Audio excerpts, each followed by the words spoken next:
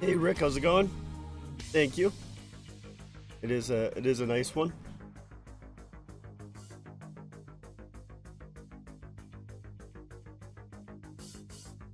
You're doing good. That is good to hear. It's good to hear.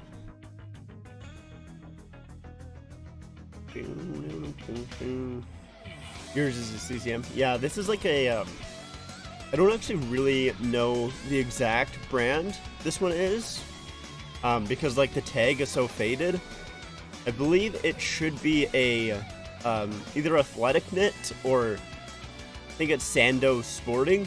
I think it's a Sando Sporting, but I might be wrong on that. Like, you know, the tag inside the collar is just like completely gone, and so is the tag in like the bottom as well. So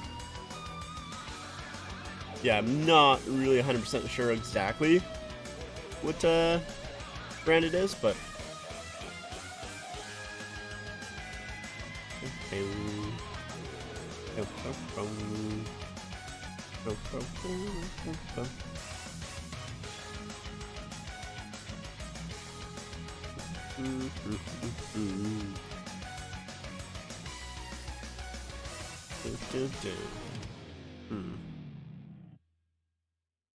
Oh, yours is the CCM Vintage. Gotcha. Gotcha.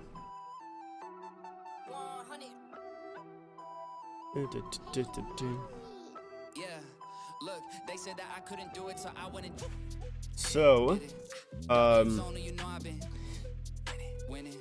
we can take a look at the Leafs lineup tonight. Actually, well, let's pull it up. Might as well, right? Twitter.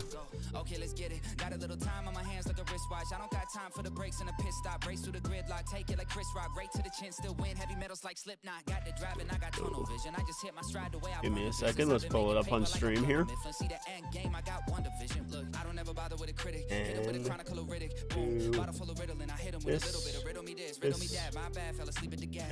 No time to wait though. Elon Musk, I'm trying to bankroll. New Tesla just cause I say so. Electric whip like Ivan Vanko. I just did it. W's only, you know I've been. Why is it not popping up? Winning. Top of the world, the globe is spinning. If you know, I've been on it. Oh, it is. It's right there. Dumb. Sorry. There we go.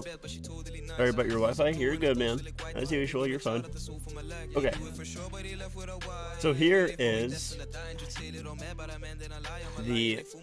I'm gonna just skip that song because I don't like talking while there's lyrics going on in the background. You hate your Wi-Fi? Yeah, that's completely fair. So here is the Leafs lineup for tonight. We got Kerfoot, Matthews, Marner. Kerfoot being on the top line, don't love that.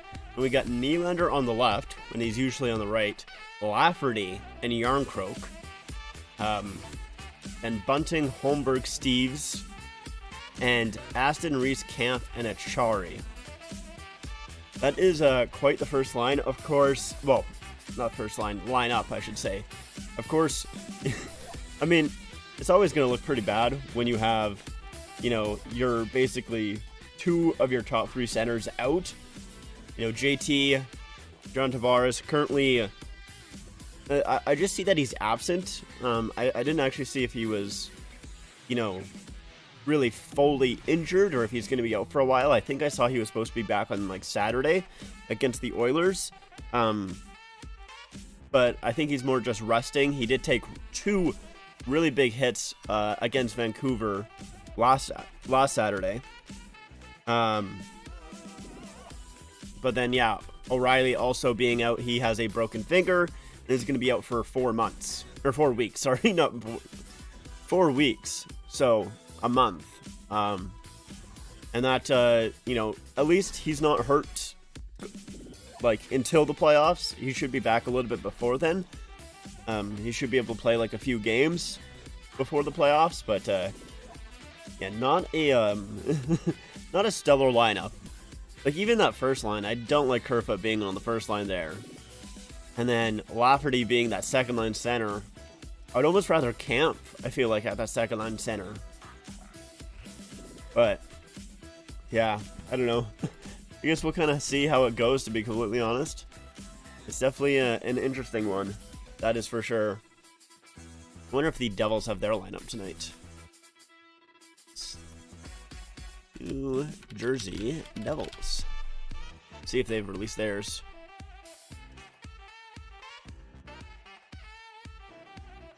I do not see it. At least not on their Twitter. Maybe I'm missing it.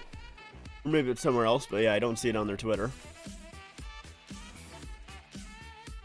But yeah, not a not a very inspiring lineup, I will say that, for the Leafs. Especially going up, you know, against the Devils here. I'm going to be honest, I don't think this one is going to go that well, but we do have the game here, so let's mute up. And I'm going to make sure that this is muted as well. There we go. I'll be honest, I didn't even realize they started the game for a second because they were showing like other highlights and stuff. And then they started the game like not even at the draw there. They started it with like the Leafs being in their own zone a few seconds afterwards. All right, so let's move the clock here so you guys can have that.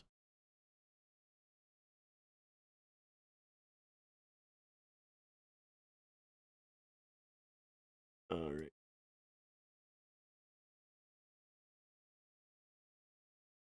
That should be good. There we go.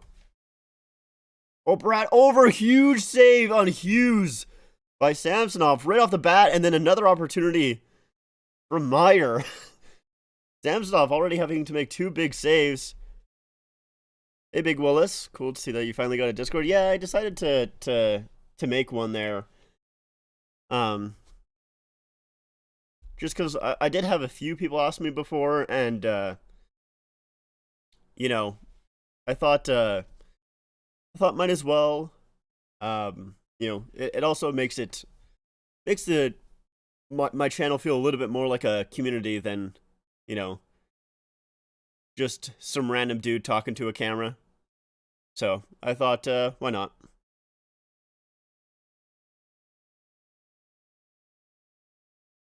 So Liljegren in the lineup here. I did miss that. I actually didn't even look at the defense pairs. Hold on, let's look at the defense pairs for the Leafs here. I completely missed that already. So the defense pairs are McKay, Brody, Giordano, Hall, Riley, Liljegren. So Gustafsson and Schenn coming out of the lineup for the Leafs as they go to the 12 forwards, 6 defensemen, which they did not do for the past few games.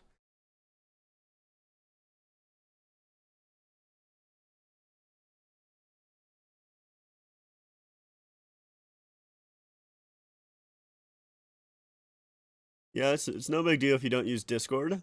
Not a big deal. That's also why I do live streams as well. Ooh, a big hit there. I'm not sure who that was, but it was Steve's on someone.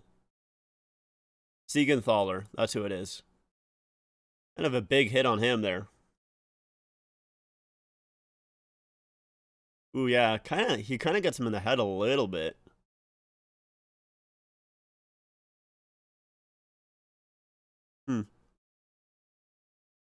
Interesting.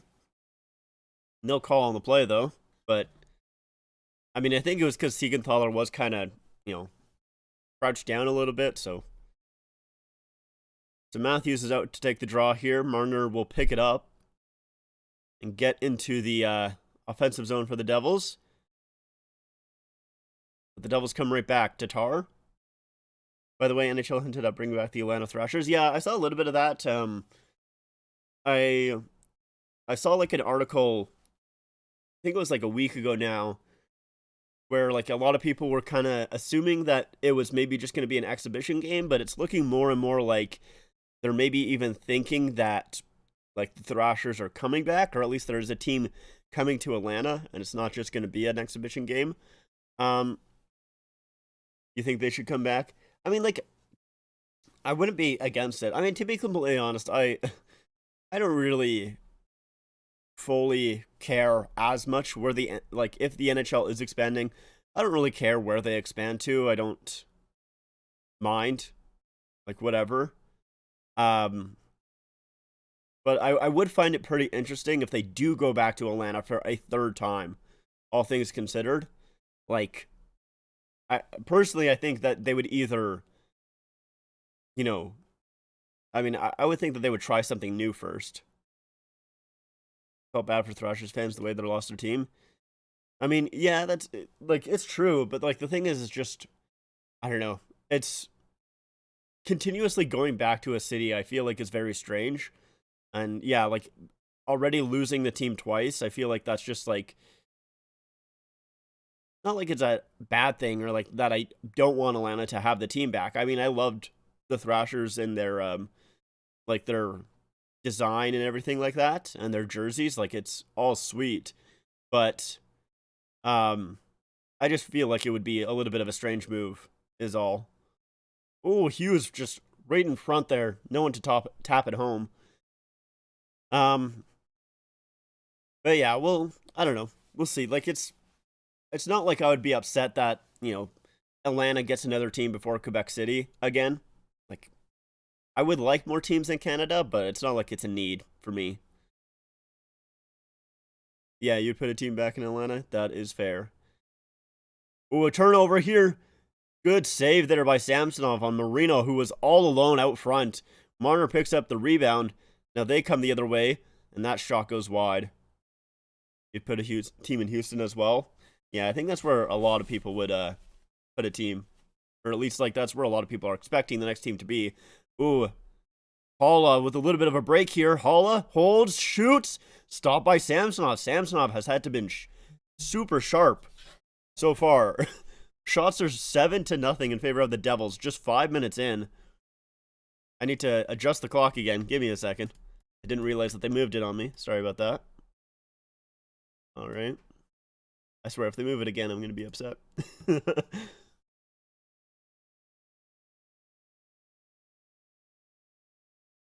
You'd only take very few risks in non-traditional markets? Yeah, that's fair. That is fair. But, yeah, I mean, like, if they do decide to bring a team back to Atlanta again, I'll be down with it. I'm not sure if they would go back to the Thrashers, but maybe they do. I mean, if they do bring back another if they do go back to being the Thrashers, I think that would be awesome. I would love to see that. But also at the same time, I wouldn't mind seeing something new as well. They really wanted to be a completely new team and a new franchise. I would also like to see that. Like, it doesn't really matter for me, honestly. Even though I do love the Thrashers aesthetic and logo, jerseys, everything like that. Yeah, I always like to see new stuff as well. Let me blow my nose here.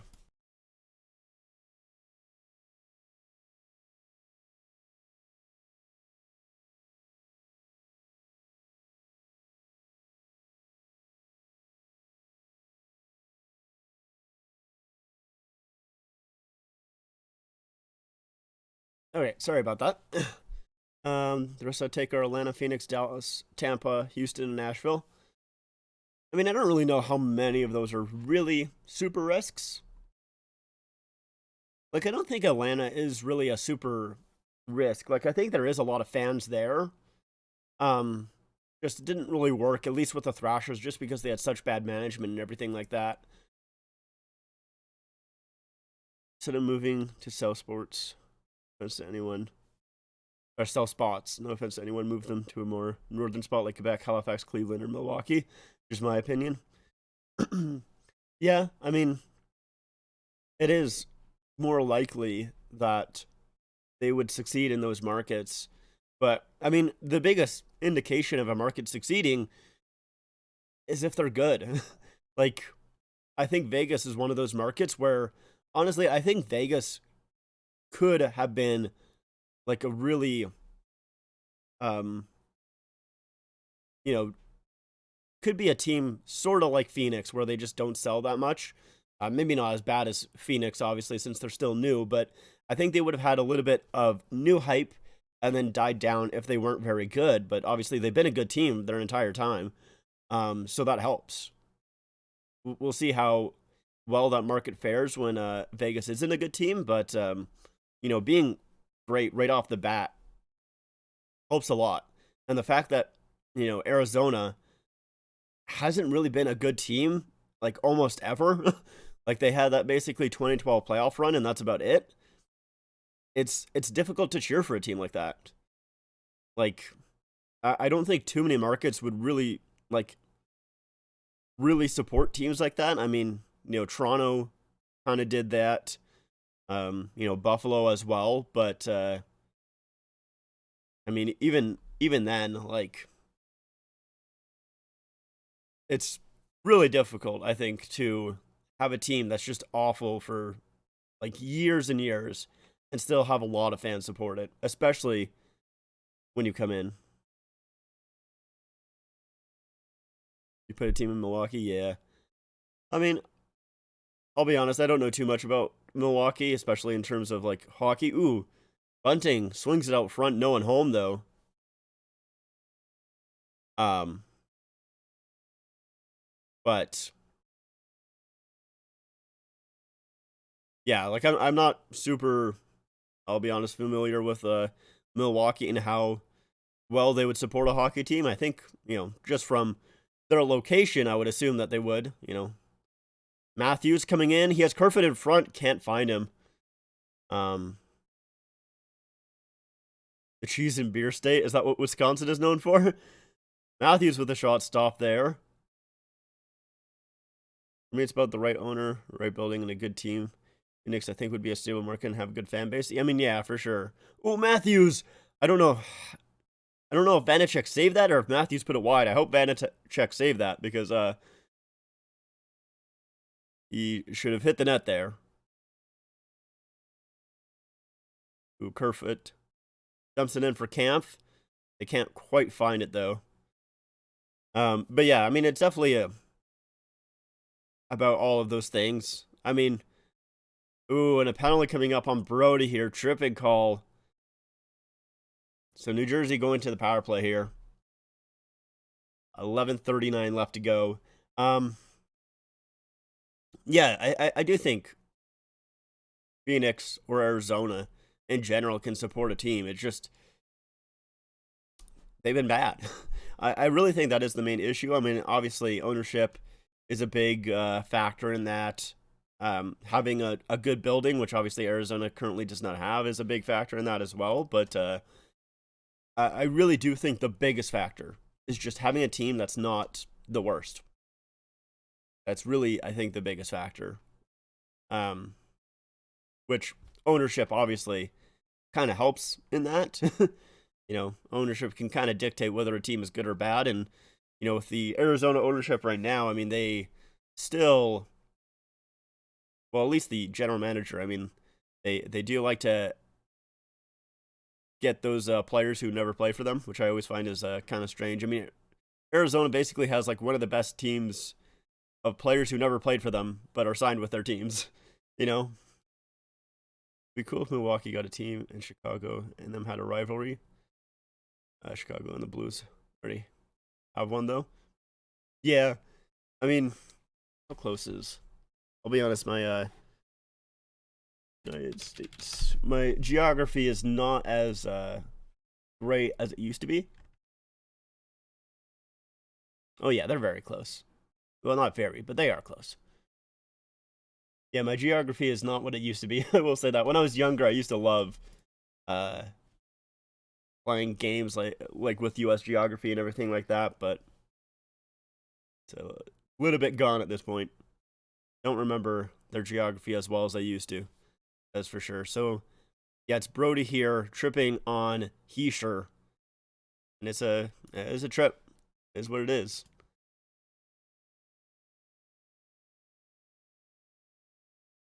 You make sure their building is at 18,000 seats and also shared with the Phoenix Suns. Yeah, I mean, the fact that they have a 5,000 seat arena. Oh, Bratt with a huge opportunity, couldn't pull the trigger. He had a wide open net there, just had to kind of stop it for a second.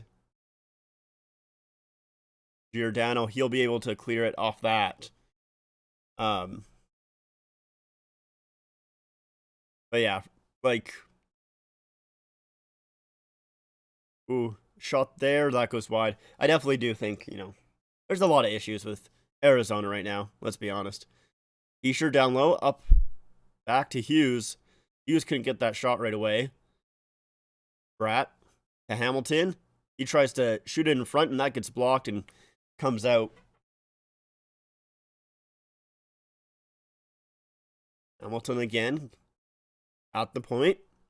Gets it to Hughes. Ooh, a centering pass, and Escher hits the side of the net. It bobbled on him a little bit, so he couldn't get the immediate shot off. His second attempt goes off the side. Hamilton with a shot. Rebound. Good job by Giordano to control that, and the Leafs will clear it. Samsonov has had to have been really good. I'm so happy that Nike isn't taking over the jersey production.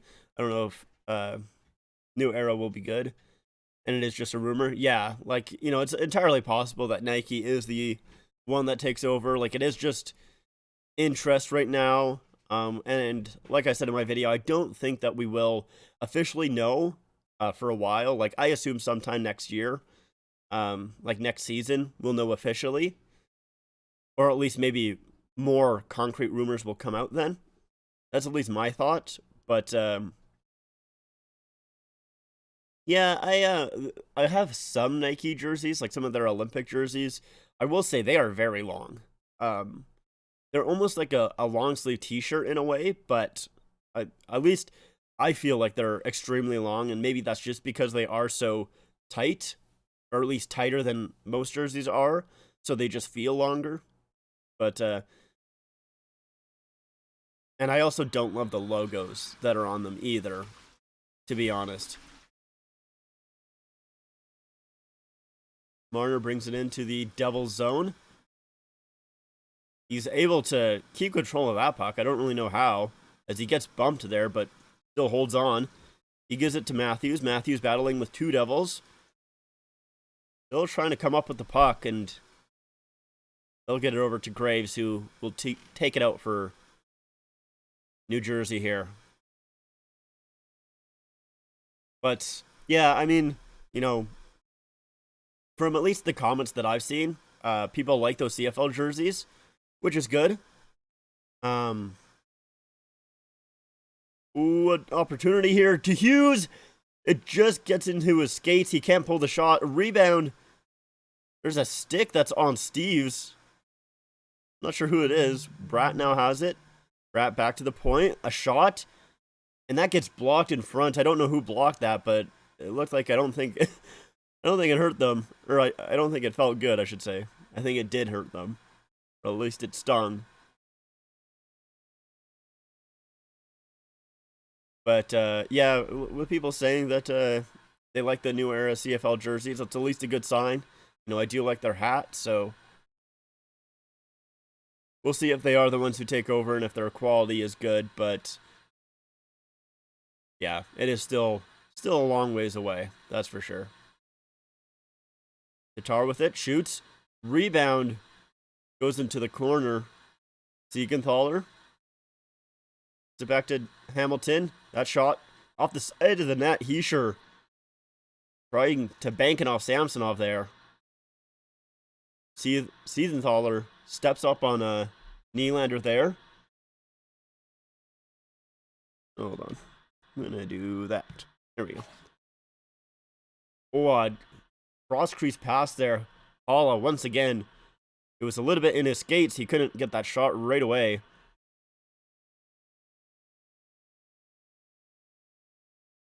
The Devils have had a lot of opportunities here where they could get one-timers off, but they just had a hard time actually controlling the puck on the pass there. Wonder what the Flames will do for their Heritage Classic jersey next year. I'm hoping they do a red WHA Calgary Cowboys jersey with the Flames C as the main logo. I'll be buying it no matter what jersey it is. Yeah, I could definitely see them doing, you know, a Calgary Cowboys throwback or, you know, jersey there. Because, yeah, other than that, it is... Ooh, an interception there, and Kerfoot slops it wide. It was kind of rolling on him there. Irvitz had a few opportunities, hasn't put a shot on that. Now, the Devils, I don't know who that was. Miles Wood with a ton of speed. Stopped by Samsonov. Rebound, that goes wide. Reno. And Graves with a shot stopped there. Samsonov has had to be absolutely fantastic so far here in the first. That puck is cleared, does not go far enough for icing. Jesus, man. The Devils dump it back in. Escher on it. Out there with Mercer and Tatar. Siegenthaler back around. Hamilton at the point here. Hamilton shoots. Stopped there by Samsonov. Rebound. Steves knocks it down. Ooh, it almost gets turned over in front. And Bunting gets it to Hall. And he'll come out. Ooh, that's offside. Yep. Offside there. Hold on, I need to sneeze again.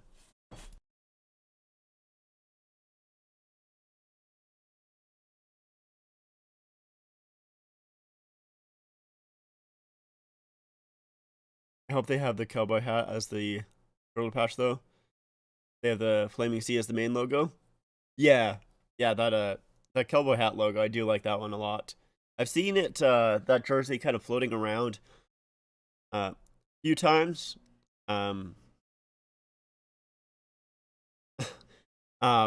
know, there is, I think the Hitman made a Calgary Cowboys kind of throwback jersey there. Seen that a few times, which I do want that jersey. Haven't really found it in my size though, so I haven't pulled the trigger on any of them yet. But yeah, a Cowboys throwback would be really cool. I do like those jerseys. But yeah, outside of that, I'm not really sure what else they could really do, to be completely honest. Yeah, I think it was a few years ago that they did that throwback. Because, yeah, I have seen that jersey around. But, yeah, I mean, let's quickly take a look here. Because they've kind of done a throwback to almost every single one of their jerseys. Like, their inaugural season jerseys is basically just their current jerseys right now. Obviously, they did that pedestal jersey for the reverse retro. They've done Blasty. And, I mean, their 2000s jerseys they basically wore up until 2020. I mean, it was a little bit different because they don't have that striping at the bottom, but relatively the same jersey, at least the same idea. So yeah, not really quite too sure. I mean, maybe they just do something new, something completely different. That is also very possible.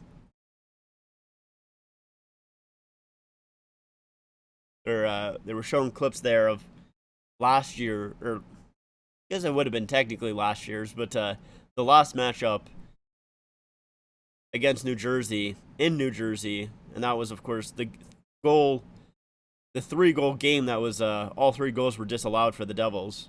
I think they technically had 4 goals. One of them was allowed, but yeah, they had those 3 goals disallowed in the one game, which was quite a game to watch. That was something else. I have never seen 3 goals disallowed before. Was definitely a special one. So we'll see if that maybe repeats itself. Hughes with a shot stopped there by Samsonov, and it goes out of play. My Tampa Bay Lightning are disappointing right now. Yeah, they have not been very good. But honestly, I mean, I think I do just give a lot of leeway to Tampa because they have been so good over the past, few years, right? So, like, I feel like I remember, I don't think they were this bad, but I feel like I remember even last year, them not being that great heading into the playoffs. And then they obviously turned it on and went to the finals. So, I have a hard time really evaluating Tampa on their regular season play. I'm sure they just kind of don't care, honestly. Like, they're basically locked in for 3rd place in the division. Like, they need to lose an insane amount, and Buffalo needs to win an insane amount for them to really be caught. I'm sure they, it's obviously not good to just basically kind of glide your way into the playoffs, but I'm sure they kind of have a hard time getting up for some of those games just because it's so set in stone at this point. I hope Calgary does a brand new design for their jerseys when the new producer takes over. Yeah, I mean, I don't think they will, just because they switched it so soon. I have a hard time seeing them doing a whole new design. But you know, I wouldn't mind seeing a new thing for Calgary. I like their jerseys right now. I think they're actually really nice, but of course, it is basically the exact same as their inaugural season jersey, so it's a little bit boring in that aspect, I guess. But yeah, I don't think we'll see a new design for Calgary. There's definitely a few teams I think we will. But we have Giordano here. He tries to leave it for Matthews. Matthews wasn't quite there. Kerfoot leaves it for Marner. Marner with a shot. That gets blocked and goes out of the zone here. But yeah, I could definitely see Anaheim switching over. That's one team that I really do think will have a new redesign when the new manufacturer takes over. That's like at least the one that I feel certain on, at least. The other ones, like, you know, I wouldn't mind seeing the Devils. Ooh, Siegenthaler with a shot, and Samsonov has to hold on there. And we were going back to another commercial break. 12:16 left to go, but yeah, I don't think Calgary will be a team that gets a redesign. The Devils, I wouldn't mind seeing a redesign for them. You know, I kind of would like to see the Kings have a redesign in a way, but I will say their new jerseys have grown on me a lot. And I mean, like, they're like the ones that they just switched to. I think it was in the 2021, was it? I think it was last year that they switched over, the 2021-2022 season. Maybe I'm wrong on that, but they basically added the sparkle to the gray on their jerseys. It's now like a silver sparkle instead of just a bland kind of gray, and I think that really improves their jerseys a lot. I think it makes it look a lot nicer. But I still think they're probably wearing their worst jerseys in their history right now. Their jersey now and their original jersey. Yeah, I agree. Calgary's jerseys now and their original are probably the best that they've had. But yeah, I would say Columbus is another one that I would like to see them have a little bit of a redesign. I would love for Columbus to make that cannon the full time, and then make a, I mean, I would like a cream color cannon, but I kind of doubt that they would do that. You know, I think they would maybe go towards a white instead of a cream color. But I think a cream color as an away jersey would be really cool. I think that would be a ton of fun. Do you have the Scooby-Doo Eye Sens jersey? I do. Yeah, I do indeed. Which I actually, you know, the Scooby-Doo Eye jersey is like how I mainly was heard it referenced as. But I was watching someone on YouTube. His name is Jersey Guru. I think he's a subscriber to my channel as well. But I was watching him. Apparently, he is a Sens fan from Ottawa, and apparently they don't call it the Scooby-Doo Eyed logo. They call it the Senegoth, which I didn't actually know. So that is new. It would be cool if they added purple to their current colors. The Kings, that is. Yeah, I would. I mean, wait, Nylander with a shot here. Rebound. Oh, Yarncroke, it hops over his stick. Oh, Yarncroke with a wide open net, and it just bounces on him. Oh, no way. Oh, that was a sure goal if he just connects with that puck, but it just bounces over it. Man, unfortunate. Penalty coming up here. It's a tripping. I'm not sure to who. Let's see. Give me a moment here. New Jersey, Siegenthaler going to the box for tripping. Let's see here. So they're showing the Yarncroke chance, and yeah, it just at the last second hops over Yarncroke's stick. Okay, yeah, Siegenthaler is the one that trips up Kampf there, going into the zone. But, yeah, I would love if the Kings added some sort of purple. I mean, even just their color, like, their current jerseys, I wonder how they would look in purple and gold. I don't know, I think it could be interesting. I mean, I think that is the color scheme that everyone loves for the Kings. I think that is the one that they like the most. But I do think it would be a hard, like, I think the Kings would have a hard time redesigning their jerseys at this point, since they did win 2 cups with it. Kind of difficult to redesign at that point.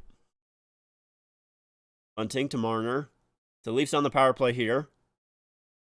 1 minute left in the period. 1:36 left to go in the power play. Nylander with a shot that goes wide. It was a slot shot there as well.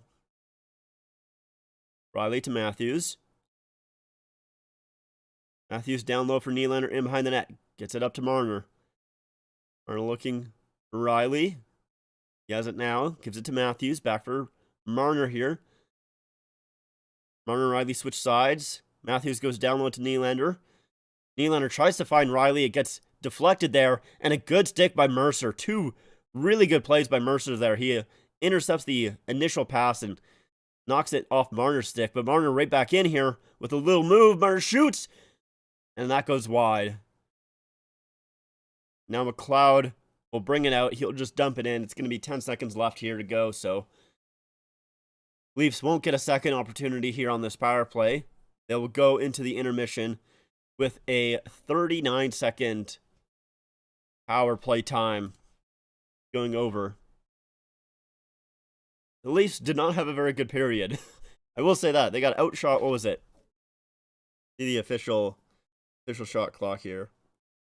Pull it up on my phone. The Leafs got outshot 15 to 4. Not ideal. I will say that. Not ideal, but, you know, I did expect them to have not a great game with both Tavares and O'Reilly missing this one. You know, it is pretty difficult to have, you know, 2 of your top 3 centers be out at the same time. But, we might as well play a game of hits. Why not? We'll play some hits.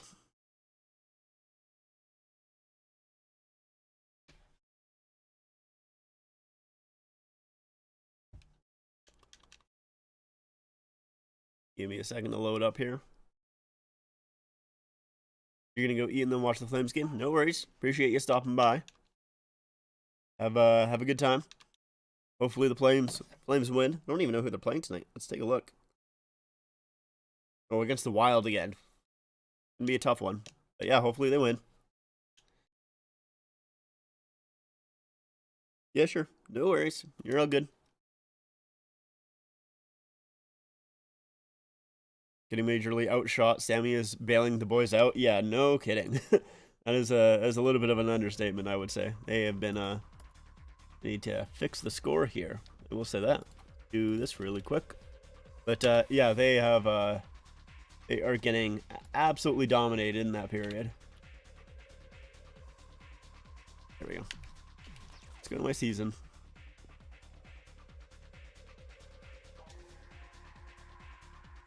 But I mean, new subscriber, by the way, watching quite a few of your videos, up to you, the trade videos regarding the Leafs. Well, I appreciate it. Thanks for the sub. Glad to see new faces. Yeah, I honestly, like, when I first started, I wasn't really quite too sure if I was going to, like, win those trades, I guess I should say. I made a little bit more trade videos than I was expecting. So I didn't really do it too much in the years past, but I enjoyed them. I thought they were fun to make, so I'll probably do more trade videos, you know, in the future. I do want to kind of, you know, I've mostly been doing jersey content, so I do want to kind of widen my scope there and do a little bit of more just hockey content in general than just specifically jerseys. How many jerseys do you have grand total? I have 207, I think. What do I think my collection is worth? I don't really know, to be honest. Hold on, I'm trying to turn it down to my headphones here. Yeah, I'm not really quite too sure. I haven't really paid too much attention. I don't really have my collection for its worth. I have it more just because, you know, I actually enjoy collecting. So, you know, even though I have sold a few jerseys, and I'm probably going to sell a few jerseys here and there, I mostly have them just because I like collecting jerseys. I don't have them to sell in the future, right? So, not really quite too sure what my collection would be worth. Oh, come on, yeah, let's go. I don't know what that goalie was doing. Well, I appreciate that, man. I appreciate the compliments there. Yeah, I definitely will do more trade videos, I think, you know, next season. And in the off season as well. Move to Heatley. Now Kovalchuk. Pucks by Mogilny. Heatley gets the puck up ice. Heatley shoots. Pass to Sundin. Ooh, McGillney got rocked there. Stop. Who would be the goalie for Atlanta at this time? Honestly, don't remember. Whoever it is, they're awful. Oh no. That's 2 goals. Is this NHL Hits 2002? It's 2003. But, I mean, basically, close enough. But yeah, I've been playing it just because I kind of got reminded of it a while ago. And I remembered how much I enjoyed it. So I was like, you know what? I'll play some of it on stream. Why not? Played over to Heatley. Now Kovalchuk passes over. Moved to McEachern. Boom, baby. I'm just a hit machine right now. Cut off by Sundin. He sent to Caberlet. It's passed back. I want to make sure. Yeah, I'm not on aggressive here. Want to get on aggressive. That's what I like. Scoops it up. Move to Sundin. Sundin. The shot. Damn. Didn't know. I don't even know what name he just said there. I don't know if I'm familiar with their goalie. Oh. Also, they say Kovalchuk. I've never heard it pronounced Kovalchuk before. I always heard it was Kovalchuk. Gilney? Their goalie is just awful, man. I have never... I've been getting, like, dominated in almost every single one of my other games. But this year, like...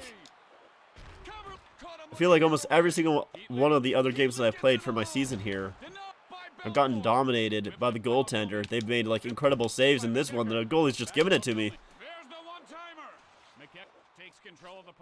I don't think it is Lettinen. I didn't hear it, at least. I didn't hear Lettinen.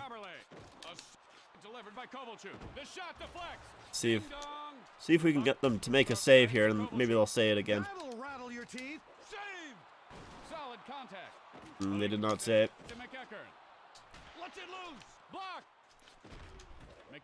Back to Kovalchuk. Move to Heatley. Wonder if I can see. Might be able to see after the game here. Oh my god. Oh no. Oh no. Alright, let's go Caberlet. They still I like avoiding saying the name. Not sure who would be in net here. I kind of got another goal there, a little bit, just after the whistle, but I tried to see there. Yeah, that's my like favorite part about this game is just the commentary. Like the way that it stops is so funny. It just like cuts halfway through like 90% of the time. It's hilarious. I love it. Oh shoot. Oh, huge poke check by Belfour there. Now Mogilny. Sundin picks up the rebound. McEachern plays it to Heatley. Bet that ice tastes good, huh? Plays it over. And just like some of the lines are also just great. Like, bet that ice tastes good. Oh, that one here too is good. He always wanted to be part of a Rinkad. Well, he just got his wish. Like, what is that? This is just hilarious. I love it. Move to Kovalchuk. The play by Mogilny. Mogilny brings the puck up ice. Oh, okay, that was a huge save. Keep your head up tonight. Heatley. It's moved back. That was a big save by the goalie there. That's more what I'm used to, honestly. By Holinka. He feeds it Holinka. up. Now Kovalchuk. Yeah, I don't think I'm familiar with Holinka. Kovalchuk. I'll be honest. Good hit. Now Kaberle moved up to Sundin.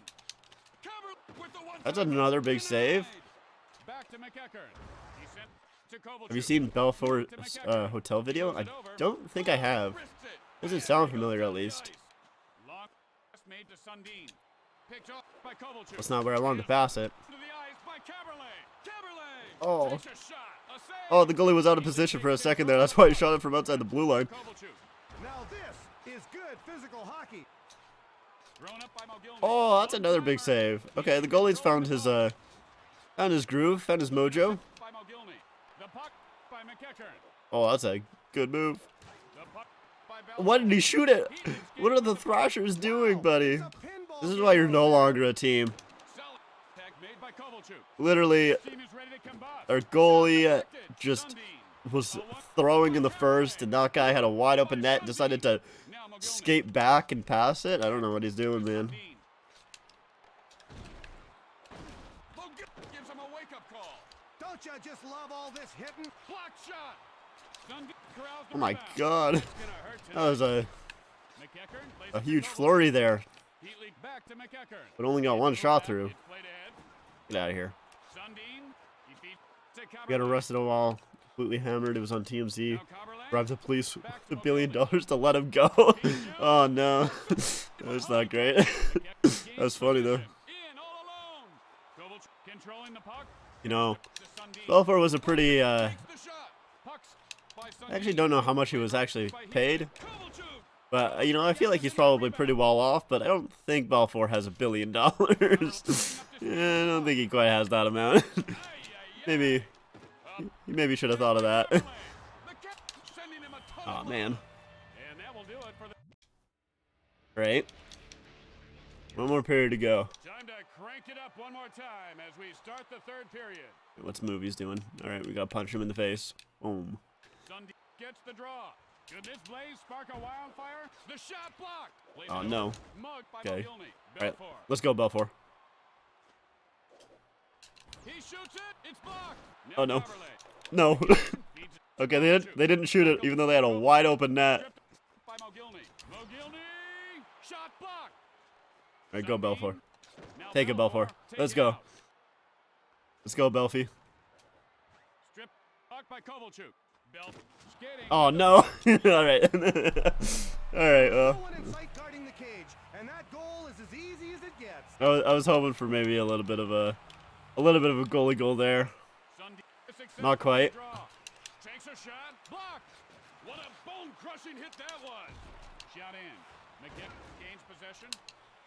Mogilny going up ice with the puck. Oh, that's a Stop. big All save over. there. Move to Heatley. He feeds it up. Nice by All right, get out of Kaberle. here. Mogilny sends it to Like I Kaberle. like how they don't even say nice hit by Caberlet, just nice by Caberlet. Now Kaberle. It's played back. Sun shoots it. The sun McEachern shoots plays it. to Kovalchuk. It's just great. It's amazing. Back to Heatley. What are they? Cut off by What is this Kaberle. team doing? Sundin. Kaberle fires. Thrown by Heatley. Us by Belfour. All right, let's go, Belfort. McKeck was in the right place at the right time for that rebound. Belfour rockets one from the hot spot. Kaberle tries a No, Belfort. He couldn't get back in time. Counted out yet. Check out the pass, tape to tape, and in the net. Good Oh, play. Belfort. Sundin Can it be wins the faster draw. than that, man? Mogilny. He takes a shot. Save. All right, enough screwing around. Skating with the puck. It's played up. The puck. Get outta by here. Kaberle. Kaberle Let's with win the this puck. one. Makes the shot. Picked up by Sundin. Mogilny. Over to McEachern. Crash. Oh, no. bam, Boom. Mogilny. Stop. Move to Kovalchuk. Yeah, this was considered Sends it over. advanced commentary back in the day, Koval just nails him. but it's just so funny to hear it now. One times it. He in all alone. The shot by Belfour. Thrown up to Sundin. Fires. Just especially with just like how advanced it's gotten, He feeds to Kovalchuk. It's passed back. but just like it's just amazing though. I love it. By Sundin. Intercepted by Oh no! He fires it. Crash bang. All right. boom. It's I just want to make sure that I don't give up another goal here. I don't want to throw this game. He plays it over. Right? Alone in front. Shot Mogilny with a blocked. chance there. I thought I was Sundin for a second. Heatley pounced on that rebound attempt. All right, let's not do that. Let's not do that, Belvoir. The puck I already gave them 2 free goals. I don't need to give them 3. down hard. Caberlet. McEachern gets possession. Long made by McEachern. The hitting's hardcore in this one. McGill takes a wrist shot. Great There you go. by Caberlet. Come on. McEachern grabs the loose puck. Palinka feeds the It just hit the goalie. takes him right out of the play. Here's a shot. The threat get a Damn. nice opportunity here. They'll have the man That's advantage. Sundin's had 13 penalties this season. It's not great. All right, let's do a little bit. Oh no, I missed it. Oh no. Okay, good. A huge block by McGildy there. Heatley Oh, huge poke check. by Balfour. All right, there we go. And that's the end of the game. How long do we have until the period starts here? Oh, that's wrong. Oh shit! What record? Whoo! Whoo! I just got that one in time. Hold on. Let's give me a second here.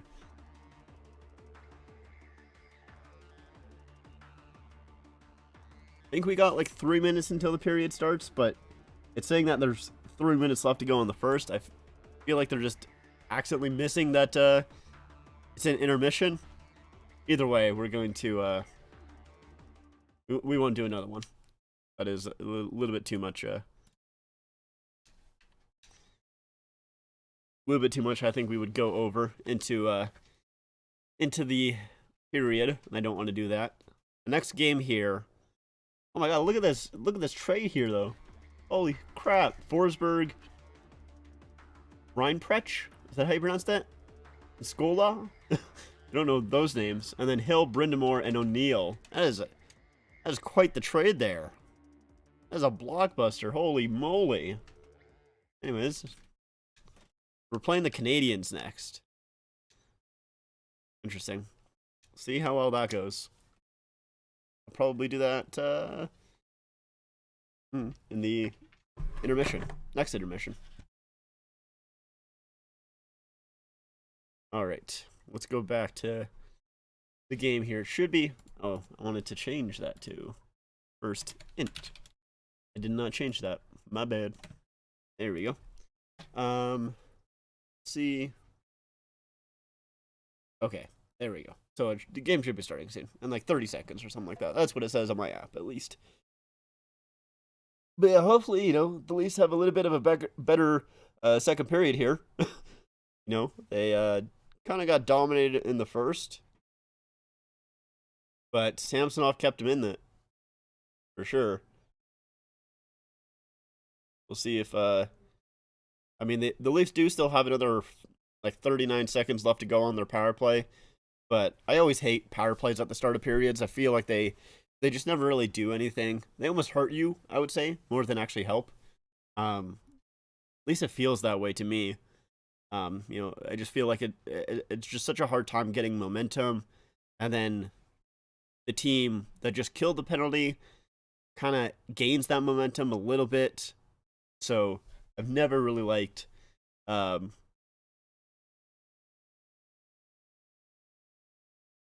plays after a period starts. Around this time, yeah, that's fair. I do too. Hopefully the Leafs, you know, can kind of step up a little bit more in this period. But I mean, I did talk about it at the start. Obviously, missing Tavares and O'Reilly is a huge hit to their lineup. You know, losing two of your top three centers is tough to recover from.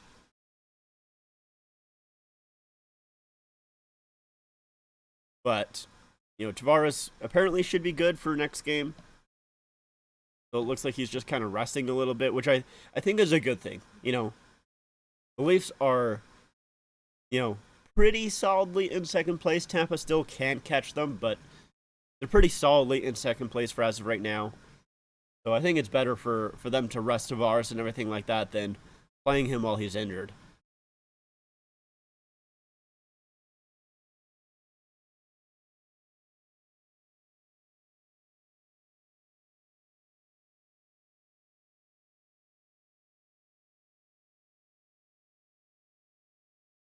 Sorry about that. Need to sneezy. Big detriment to the team. Hopefully JT is back for the next game or two. Then again, grab some rest while you can.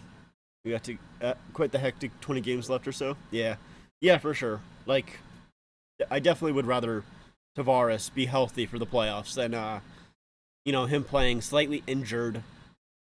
Even if it's just like a minor injury, I would much rather him sit out and heal that than to possibly aggravate it a little bit more. I think it's just a lot better to rest up and heal. Got to change this to second period here. So the power play is ended, by the way. I should say that. Hey man, I'm back. Welcome back, Rick. Yeah, I mean your 32 team NHL makes sense. I'm definitely with you. I like a lot of your picks there. Well, rebound there stopped by Vanacek. That's Kampf got that rebound. Buffalo versus New York Rangers is a game of keen interest. Yeah, let's take a look. Nothing right now, but yeah, that is quite the game of importance. Both of them fighting for that wild card spot in the East. Let's see who. I want to kind of see who's in that. How close that race is. So, yeah, the Islanders have 72 points.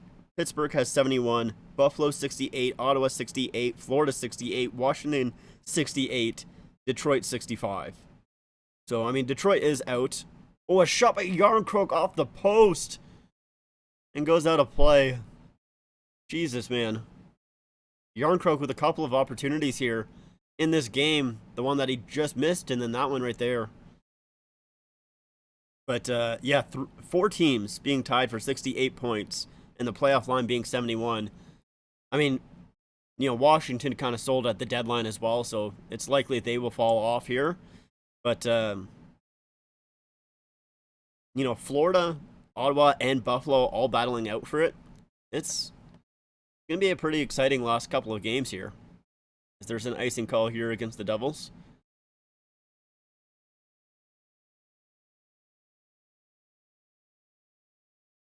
Showing some hits here. Achari laying the body on Jack Hughes there. And then coming the other way and getting an opportunity. Sandin has 5 points in 2 games. Glad to see him have some success. Yeah, I was upset with that trade there. I mean, like I said in the video where I was talking about that trade, Kyle Dubas does usually do right by his guys, and I'm sure Sandin expressed, his dislike of being put outside of the lineup. That happened a few times last season as well. And so I'm sure that when he was talking about his deal and when he was signing with the Leafs, that's something that he kind of talked about, I'm sure. And I think Sandin is a really good player. He's had a few opportunities in the top 4, but I really don't think he ever had a huge chance to get in it outside of being on the right wing, or on the right-hand side, I should say. Obviously not the right wing, but he was just never good on that right side. So it was difficult for him to get into the top 4, and obviously with the trade of McCabe, he wasn't getting into the main lineup, and yeah, it's a disappointing trade. It's a sad trade because I think Sandin is going to be a very good player in the future, and I think it's probably going to haunt the Leafs. But it's also just, Kyle Dubas doing right by his players. Flames fall way off. Is Sutter likely to be fired after the season? I mean, I would think so. Ooh, a shot there. Vanacek thought he had it. It was bouncing out in front of him. No Leaf there was able to kind of grab it.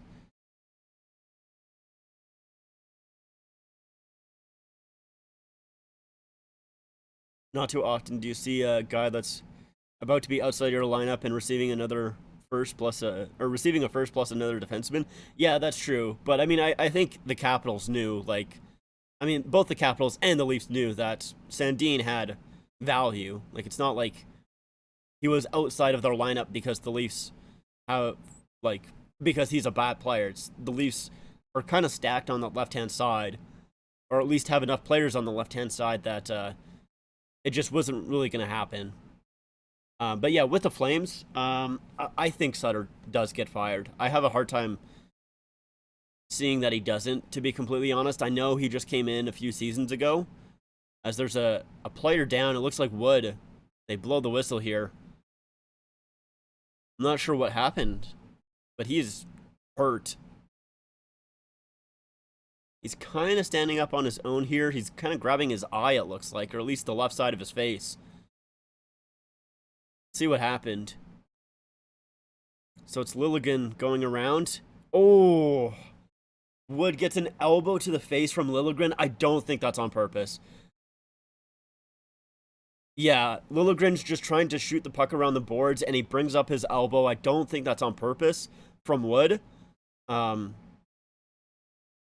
mean, I think it should be a penalty. But yeah, Liljegren kind of gets away with one there. You know, I don't think it's on purpose. I don't think Liljegren meant to do that, but it should be a penalty anyways. And yeah, I think Wood's going to the back room there for concussion protocol. Oh, that is just such an awful elbow to the face. That's tough.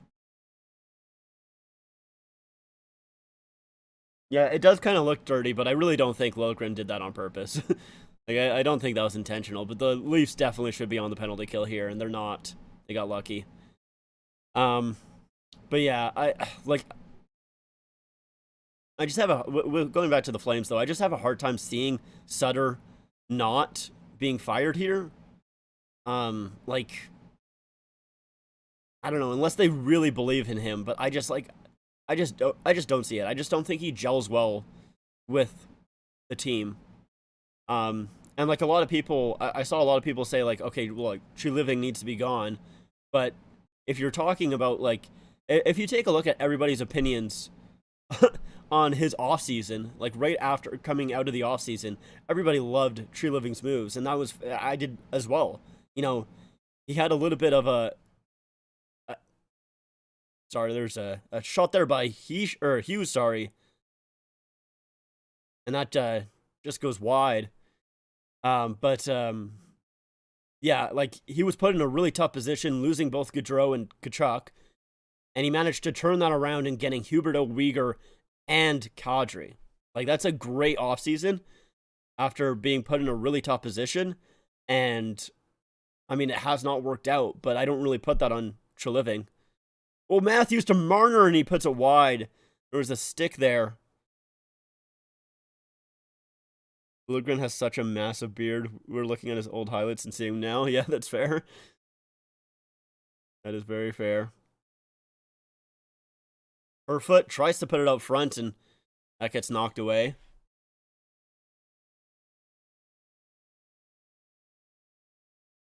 But yeah, I don't think it's the players that are the issue in Calgary. Like, I think it's a lot of coaching issues. At least that's just the way that I see it. I mean, maybe I'm wrong, but I think they probably do a pretty big coaching overhaul in the offseason.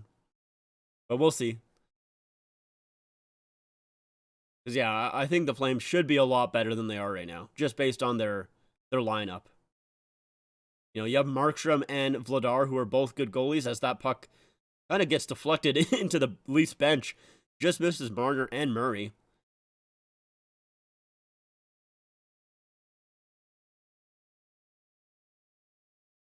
What app am I using? You think you got a 8 to 9 second delay? Yeah, I got a little bit of delay. That's just how it's going to be. I mean, there's a little bit of a delay for my stream, and then plus with my live stream as well. There's always going to be a little bit of a delay. But, yeah, like, Markstrom is a good goalie. He's having a really, really bad season. Vladar's not having a great season as well, and I think he's a pretty decent goaltender, at least a decent backup. And then, obviously, you know, Huberdeau is not playing up to his next contract. Obviously, he does not have that contract currently, but his next contract. Great. His contract doesn't start until next year, right? Let's see. Cap friendly.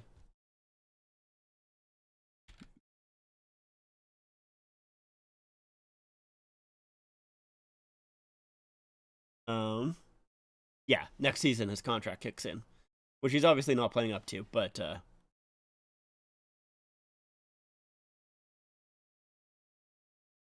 yeah, I think they should turn it around, that's for sure. My favorites coming out of the Western Conference, Avs, Stars, Oilers. Interesting. I'm always really like, for some reason I'm always so down on the Stars. And like, it's not like I hate the Stars. I don't hate them as a team, but like, I just really don't think the Stars just have the scoring. And I know they showed that in like I think it was the 2019 playoffs where they kind of really went on a run there. Is it the 2019 or 2020? I guess it would have been 2020. It was against Tampa that they lost to in the finals. But yeah, I just have a hard time seeing them really have a ton of scoring, and they found that in those playoffs, but just their consistent scoring, I just don't really trust it, to be completely honest with you. So I don't really have too much confidence in the Stars.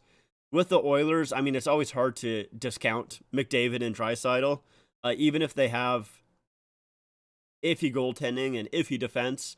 I mean, obviously they improved their defense on the trade deadline with Ekholm. Oh, Brody with a shot. Oh, it just gets deflected wide. Vanacek was kind of outside there. Matthews can't hold the zone. Ooh, that's offside, I think. They don't call it offside here. Leafs have a chance. Brody holds it in. And now it's going to come out. So it doesn't really matter if it was offside or not. But yeah, it's always hard to discount a team with McDavid and Draisaitl. But I don't know. Their goaltending does kind of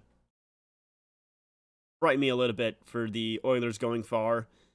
Obviously, the Avalanche, I think, are just, they've kind of started to find their footing a little bit. They had a bad season, or start to the season, I should say, but, over the past few months, they've really kind of turned it on a lot more. So I think, the Avs, for sure. Let's see. I mean, Minnesota, it's weird because Minnesota has the same issues, I would say, as Dallas, where they just don't have a ton of scoring, but I have more trust in Minnesota to play a little bit better defensively, and I'm not sure why. Oh, Nylander to Järnkrok, he finally puts it in. Järnkrok's third opportunity there from Nylander finally finds it. Third time's the charm. There we go.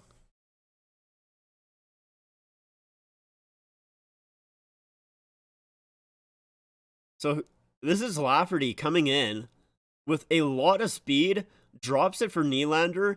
Nylander somehow finds Järnkrok through 4 of Devils. There's 4 devil bodies there. And he somehow squeaks it through all of them to find Järnkrok, who has a wide open net.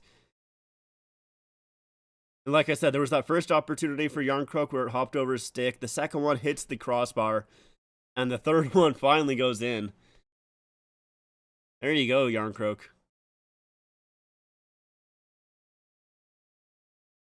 I almost get the feeling that teams in the Eastern Conference will beat the snot out of each other.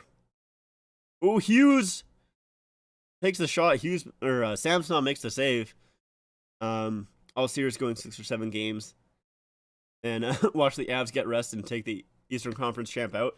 Yeah, I could definitely see that as well. I mean, I definitely, I do think that the East is a lot stronger than the West. But yeah, I don't think the gap in between the top teams in the East is a lot different from the top team in the West. Like, the Avs versus the Lightning, let's say, or the Avs versus Boston. We'll say that. I don't think the gap between them is that large, but it's just the following teams that I think are a lot worse in the West than in the East. So yeah, I could definitely say that happening, where the Avalanche has a little bit easier of a path to the finals and just takes out the Eastern Conference champ who had to battle so hard for it. It's a lot of speed by Lafferty, I will say that. I like that speed from him. I was kind of concerned about him being on that second line, being the second line center, but a lot of speed there.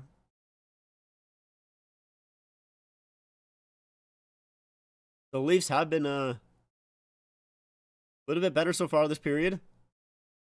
Bunting holds the zone there for a second. It's going to come right back out, though. Hamilton gets that one out. Siegenthaler, he'll dump it in. It hits off Justin Holl. I think it hits him in the head. Henrique will pick it up, though, in the Leafs zone. Hamilton with a shot. Stopped by Samsonov, who's had to be sharp. And he jumps on that to hold on. Let's see this dump in here. Yeah, so Siegenthaler dumps it in. Ooh, right off the visor there. Right off the visor of Justin Holl. But, he takes it, keeps on playing. And yeah, at least it hit him in the visor, not the actual face. That would have definitely been a lot worse. Holla taking the draw against Matthews here. And the Leafs will win it. Oh, they're just saying that Sam Lafferty, first point with the Leaf. As a Leaf, I should say, sorry. Which makes sense. But it's a good point. He didn't have to do a ton, other than skate pretty fast. But outside of that, he kind of just dropped it off for Nylander, and Nylander did the rest. Well, Jarnkrok still had to finish it, but... Oh, a turnover here in front. See? Oh, the Leafs able to clear it. It was a bad pass by McCabe to Brody, who was alone in front, but there was a Devils player right on him. I didn't like that pass from McCabe, I'll be honest. I haven't loved McCabe's game so far. Not that I think he's been bad. But there's been a couple of giveaways and just defensive plays that I haven't loved from him so far. But, he is still new. He's still getting acclimated to the Leafs system and everything like that, so don't blame him too much. But there's just been a couple of times where he's made a few questionable decisions, and I would say that one is one of them.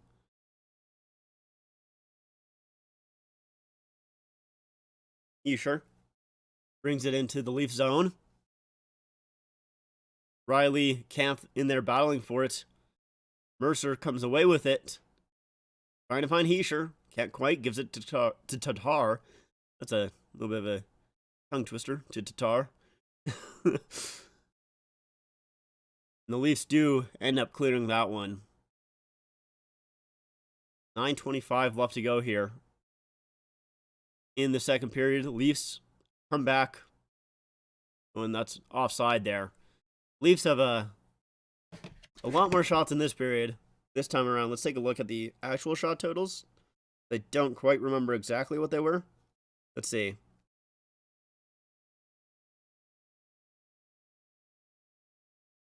If my NHL app will load.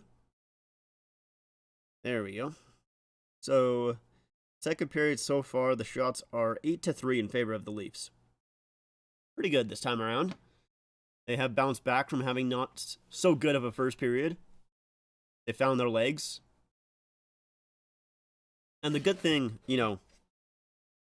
about after this game, of course, they had a not so great game against Edmonton, a pretty good game against the Flames, and then, honestly, I think the Leafs played fine against Vancouver, outside of that, 4-minute stretch where they got 3 goals scored on them, however long it was. I guess we can actually see. It was, let's see, it was 6:49. Okay, it was like 6 minutes, but specifically the 2 shorthanded goals against on the same power play. So specifically that, outside of that, I thought the Leafs played okay and fine. All things considered. And then they had a little bit of a rest. That was on the 4th. Now we're on the 7th here. But luckily, they do have a little bit more of a break. They don't play until Saturday. And that is at home. And then they got a homestand there, which I think is desperately needed for them. I think they're probably very tired, to be honest. Not really, the new guys, I don't think they've played at home yet, have they? No, I think they played one game at home. But, they haven't played too much at home. It's mostly been on the road here. And, they were playing 11 forwards, 7 defensemen for a little bit. And then, obviously, last game, Matthews was out for a bit, and then O'Reilly was out for the entire third. So, I'm sure they're kind of tired, but Samsonov makes that save there. Ooh, I don't know who that was, but it almost looked like he poked at the puck after the whistle there. I didn't love that. But yeah, I think they're maybe a little bit tired, so I think a homestand here is really going to help them out. Hopefully, at least. Hopefully, it'll help them out. But they do go on another road trip right after that, though. They got a 4-game homestand and then go back on the road for 5, it looks like. But, after that homestand, I think they should be rested up a little bit more. Hughes, he tries to pass that puck, fans on it. And the Leafs will be able to clear that. Matthews takes out of his own zone, tries to find Marner. It skips over his stick. But Graves can't clear it. Kerfoot on the forecheck here, battling with Marino. Matthews on it, gives it to Marner, back for Matthews. He'll get it to the point. Ball. Matthews. Marner. Shoots. Gets blocked in front, and now Hughes will take it out. He'll just dump it into the Leaf zone. They want to change. Cabe handles it in his own zone. The Leafs have changed as well. The second line here. Oh no, it's not the second line. I thought that was Jarnkrok, but it was Holmberg. It was 29, not 19. That's how I mistaken them for each other. Yeah, definitely a better period here for the Leafs. Holmberg to take the draw here. He'll win it. And a shot from the point there. It's off Vanacek, goes into the corner. Leafs able to keep it in the zone. Steves. He'll dump it around. Siegenthaler there. All pinching as well. That does get past Hall, and I think no icing. They say no icing here. But it does go all the way back into the Leafs' end. Giordano's there.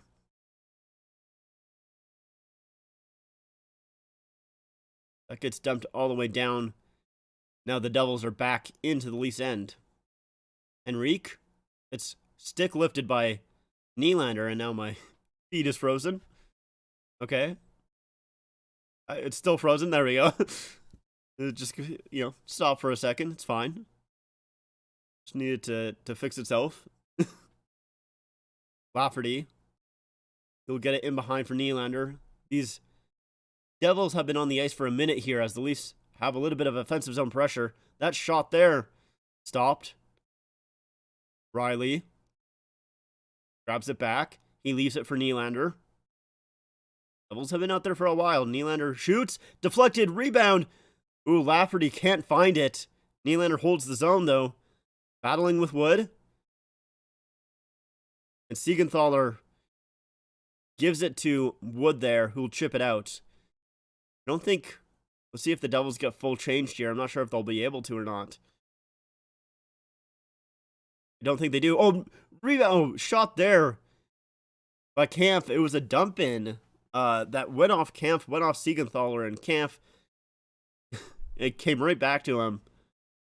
And it was stopped there by Vanacek and held on.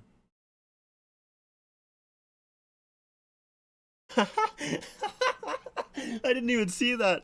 Bunting stick gets knocked out of his hands by Hamilton, and as it comes down, Bunting catches it. That is hilarious. Oh my god, I did not see that at all. That is funny. Wow. Okay. Leafs win the draw here, as it's an offensive zone draw. Chari battling for it in the corner there. It comes loose, and back to the point for Brody. Cabe with a shot. Knocked down by Vanacek, and he'll hold on.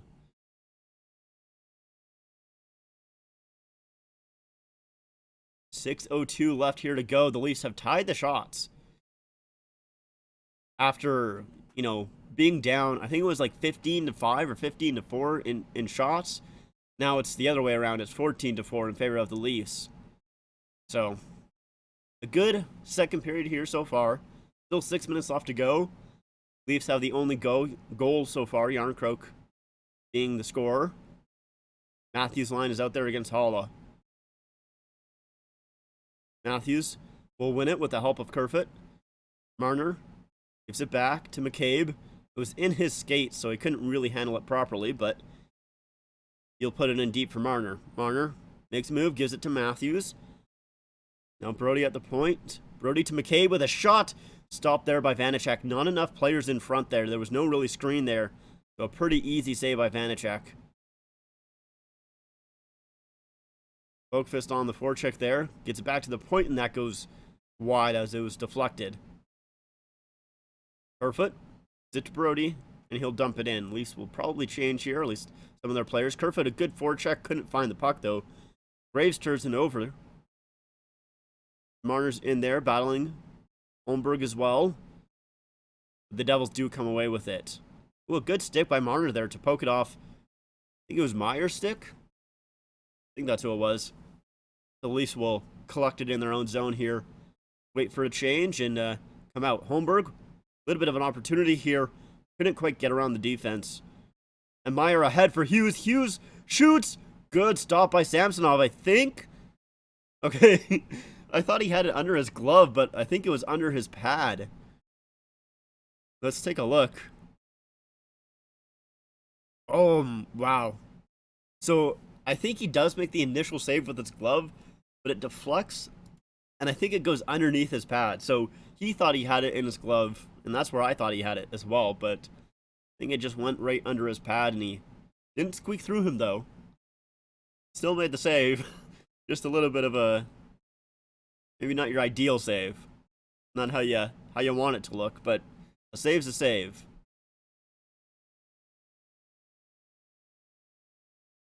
So a good period so far here for the Leafs.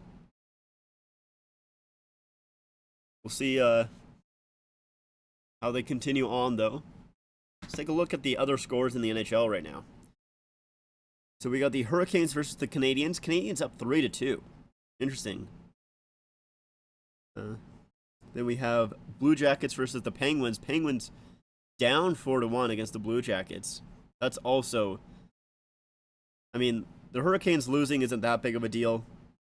They are only 2 points ahead of New Jersey, but so they still would like to obviously get first place there in the Metro, but still, they're not in danger of losing a playoff spot. The Penguins are, so them losing 4-1 for the Jackets, that's quite concerning. The Lightning are up 4-1 on the Flyers. Looks like they finally have woken up after a few really bad games. The Panthers are up 2-1 on the Golden Knights. Sabres and Islanders tied at 0. Flames and Wild, same thing, tied at 0. We have the Sharks and Avalanche starting in about half an hour. Blues and Arizona, same thing. And then an hour later, we have the Ducks versus the Kraken. All right, the game is back on here. Yeah, they're showing this Hughes chance again. Samsonov makes that save.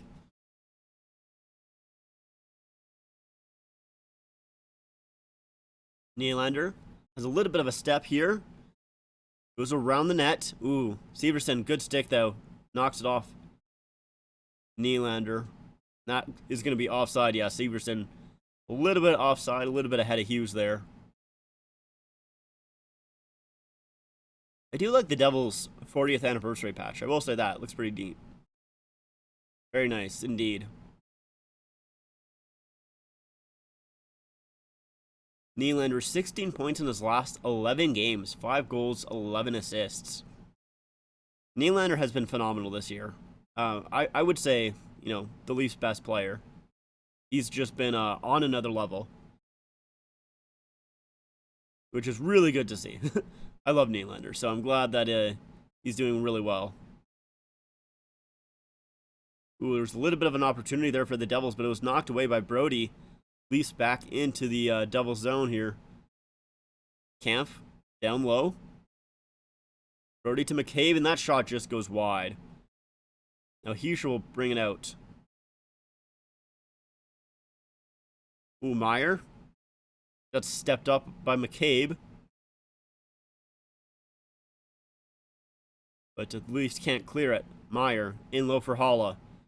Back to the point. Hamilton to Haula. Siegenthaler with a shot. That goes wide. I don't like...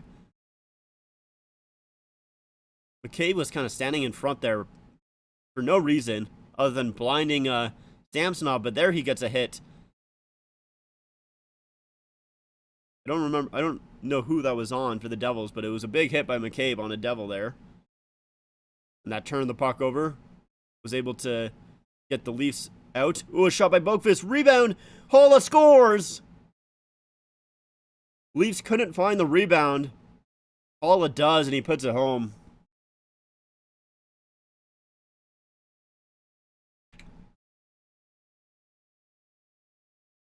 Let's take a look here.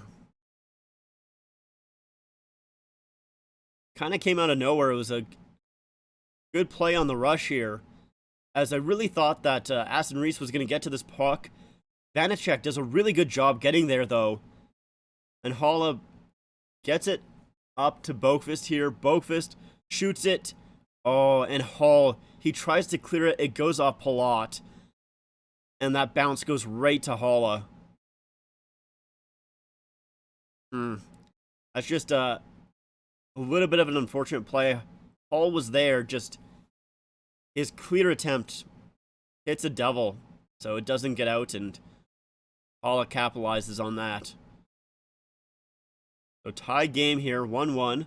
Haula with the goal from Palat and Boqvist.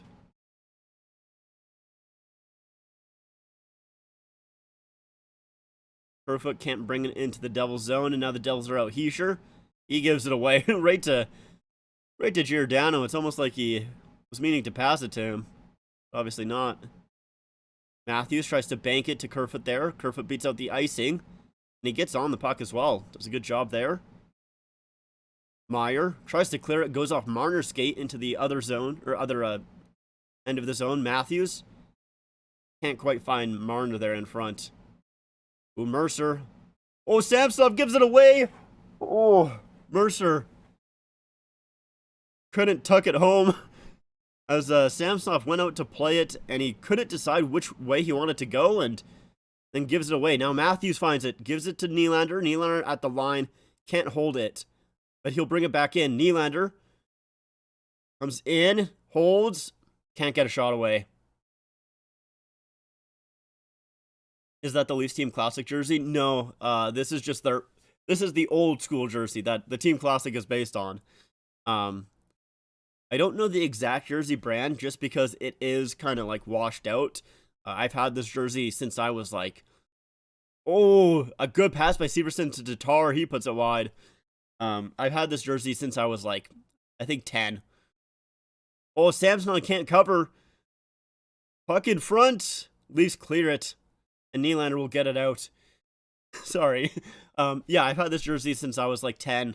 The branding tag is like completely gone. I think it would be the Sandu Sports or Sporting, I think is the jersey that would, or the manufacturer who would have made the jersey. But yeah, it's a very old one. That's for sure. It's not the new Team Classic. But in terms of the Team Classics that I do have, I don't have the new Team Classics, but I'm assuming that they're the same as the ones that they made. I think it would have been last year, like with the Quebec Nordiques and everything like that. they fit a little bit baggier than the reverse retros. I would say their length is about the same. It's at least how I feel. Ooh, and a devil player is down. I don't know what happened to him. It's Palat here. Let's see. Yeah, I'm not sure. I'm not sure what happened to Palat. Let's take a look here. Oh yeah, it's Holmberg right into the face of Palat. And they're saying there's a lot of blood. I didn't see any blood, but that's what the commentators are saying. Yeah, and so they're calling a 4-minute minor here on the Leafs. But yeah, the team classics, they definitely they fit a little bit baggier. But at least the way that I feel like their length is fine. I don't know exactly though, but I feel like the length is about the same. Maybe I'm wrong on that, but that's just based on feel.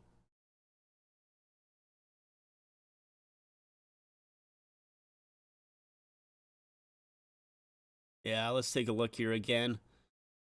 Yeah, so Holmberg's trying to lift the stick of Bastian there, is what he's trying to do. And he just misses a little bit and just sticks a lot right in the face. And they were saying there was a lot of blood. I never saw any blood, but, you know. Yeah, so they do confirm the call. Holmberg is getting that 4-minute high sticking with 28 seconds left to go here in the second period. So that is obviously going to come over to the third period as well. We'll see. The Leafs really need to make sure that they kill off this these 28 seconds here.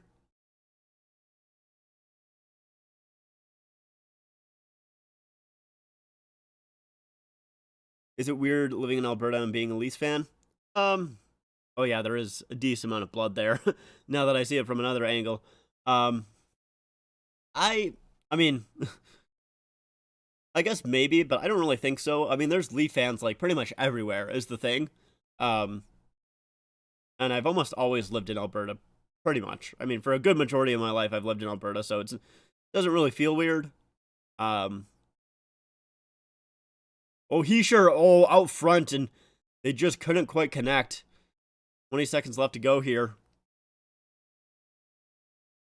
Hamilton at the point, gives it to Hughes. A cross-crease pass. Oh, off the post. Oh, wow. Two really good opportunities for the Devils here on the power play.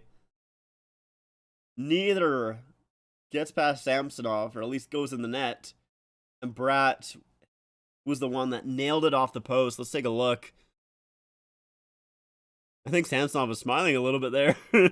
Gets a little bit lucky. Oh yeah, so Hischier tries to find Bratt, just misses it. And then Bratt gets that second opportunity as well and rings it. Oh, I think it went off the crossbar and the post. I think it went off someone in front, then the crossbar, then the post. That was wild. Welcome back, Big Willis. And yeah, no worries. You don't need to chat. No big deal.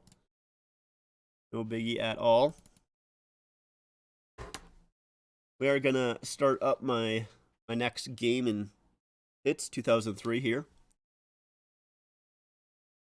I want to quickly look at the other games before I do, but doesn't look like there's too much change.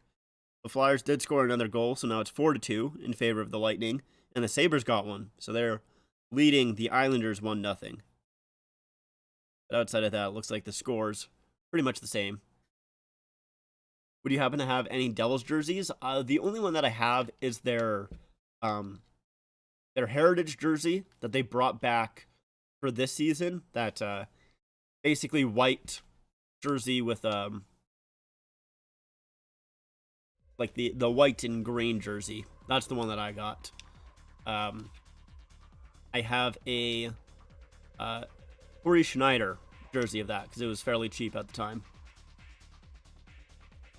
So that is the only. Oh, I should change the this.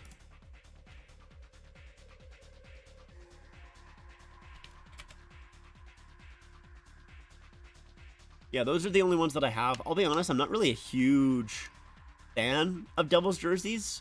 Like, the Devils jerseys that I like are... I'm going to try Barrasso in that. Why not? Just for funsies.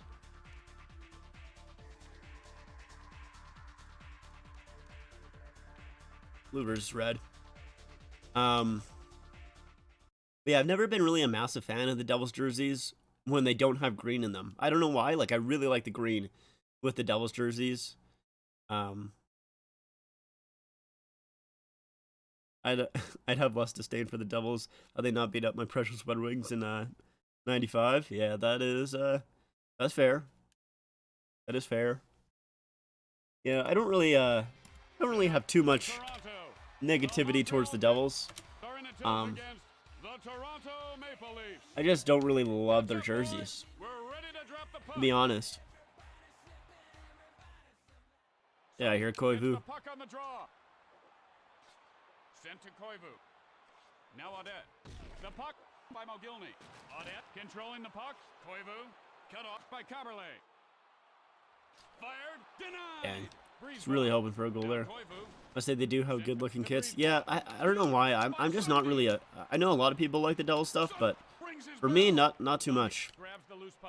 I don't know. It just doesn't. They just don't do much for me personally. I like their logo a lot. Their logo is like one of the better logos in the NHL, in my opinion. I think it's fantastic, but just in terms of their jerseys, I'm not a fan. Ooh. All right. Let's dust these guys. Oh, man. We'll see how good Barrasso is. I've not played with him yet so far. Skating with the puck. Knock, who's there? A big painful body check. Knock, who's there? A big painful body check. So true. All right, give me that puck. Ah, I don't know how I didn't get the puck in there. Yeah, like I should have. Aw, Caberlet. Dude, I feel like Caberlet blocks like 90% of my shots. Oh my god. That was just a massive deflection. Went to outer space there. Oh, that's a good stick. But yeah, I feel like, you know, out of the block shots that I have, most of them are Caberlet. Like block shots against me. Not my team's block shots. Ah. Mogilny can't find Caberlet there. That's too bad. Good poke check there.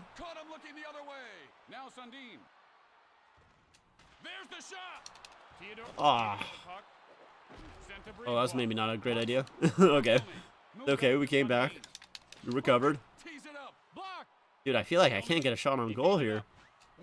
Okay, well, that definitely does not help. Caberlet, you gotta get that puck there, buddy. Oh, no. You're so slow, Caberlet. Okay. I feel like I haven't got a shot on goal. What the heck is going on? Oh, that's a huge poke shot by Barrasso. Mogilny couldn't get past the guy just laying on the ice.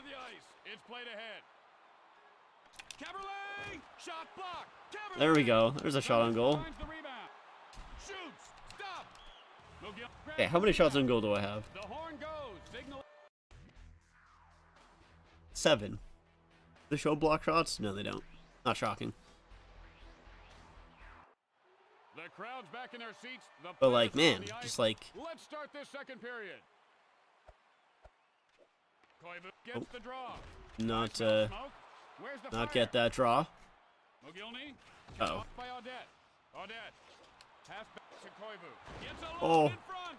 Oh no. Oh, Barrasso with 2 huge poke checks. Oh my god. It's moved Just back. saving my Puck by Sundin. in my Picked ass. off by Mogilny. The puck Okay. by Koivu. Oh, that's not Koivu good. Getting up to speed with the puck. Koivu Okay, takes good a shot. good stop. Sundin throws it to Mogilny. Break by Okay. Brisebois. I swear, dude, if Caberlet was the one to block that shot again, I would have been pissed. Oh my god, Barrasso is just a god. This man does not let you get a shot on goal. Either hits you, poke checks you, whatever you can. By Brisebois. Now Mogilny. The shot. Oh, Caberlet lights it up with the oh, it's initial Caberlet. How many goals does Caberlet have? Nice rebound. 8. All right, good for you, Caberlet. Sundin is successful on the draw. Oh man, Sent Toadette. He moves it over. Brisebois back Toadette. poke check. The puck by Another good Caberlet. poke check. Now with the puck. Still He just plays did not get the Koivu. puck though. Toadette. Now Koivu. Oh, In front of the net. okay, Sundin. got lucky there. Going up ice with the puck. Mogilny. Oh, what a huge save by Theodore. Koivu rockets one from the hot spot. Koivu comes up with the rebound. Caberlet. Now Mogilny. A shot. Saved by Gilney just from Theodore. like the red line. Up to Brisebois. It's Just passed center ice shot. by No Sundin. biggie. Over to Ah, Caberlet. I was really hoping that I'd be able to find him. Catches him with his head down. Fired. Oh, I didn't get the Now with rebound. puck. Hit me, baby, one more time. In all alone. Mugged All right, by Sundin. good Plays good it poke over. check there. Pass back to Mogilny. Oh no, it's like 3 on 0, Koivu. but they don't do anything with it. Moved up to Sundin. Release. Odette. There's another block shot. Strip puck by There's Barrasso. another Thrown up another by poke check by Mogilny. Barrasso. One-timer. Caberlet gets it. Shot denied. Now Brisebois. He feeds it up. It's moved back. Koivu throws it to Brisebois. Sundin. The puck Dang. won by Odette. Now Koivu. Moved to Brisebois. Koivu Uh-oh. in front. Shot. And I couldn't switch to the right player there. Sundin I kept trying to, it just didn't work. By Sundin. Save. The puck across Oh, the ice to Caberlet. Brisebois. The puck by Caberlet. All right, Caberlet, you got With this. the puck. Let go. Nope, blocked Controlling as the puck. usual. Koivu. Oh, good move by Koivu. Brisebois. Intercept by Mogilny. Now Clear it. Brisebois. Koivu. Brisebois. It's played back. Going for the block shot. Moved ahead. In front. Stopped by Barrasso. Lets it All right, loose. let's just throw it on goal. Up. Check by Just Sundin. get it out, throw it on goal. Shoots. Enough. I wonder how likely it is that I score Caberlet gives him a wake-up call. on one of those. Takes I don't think control it's of the very puck. likely, but I wonder if it's possible. Caberlet takes the shot. Good save. Odette. Ay, ay, ay. Shoots. Denied. And so ends the Dang. second period.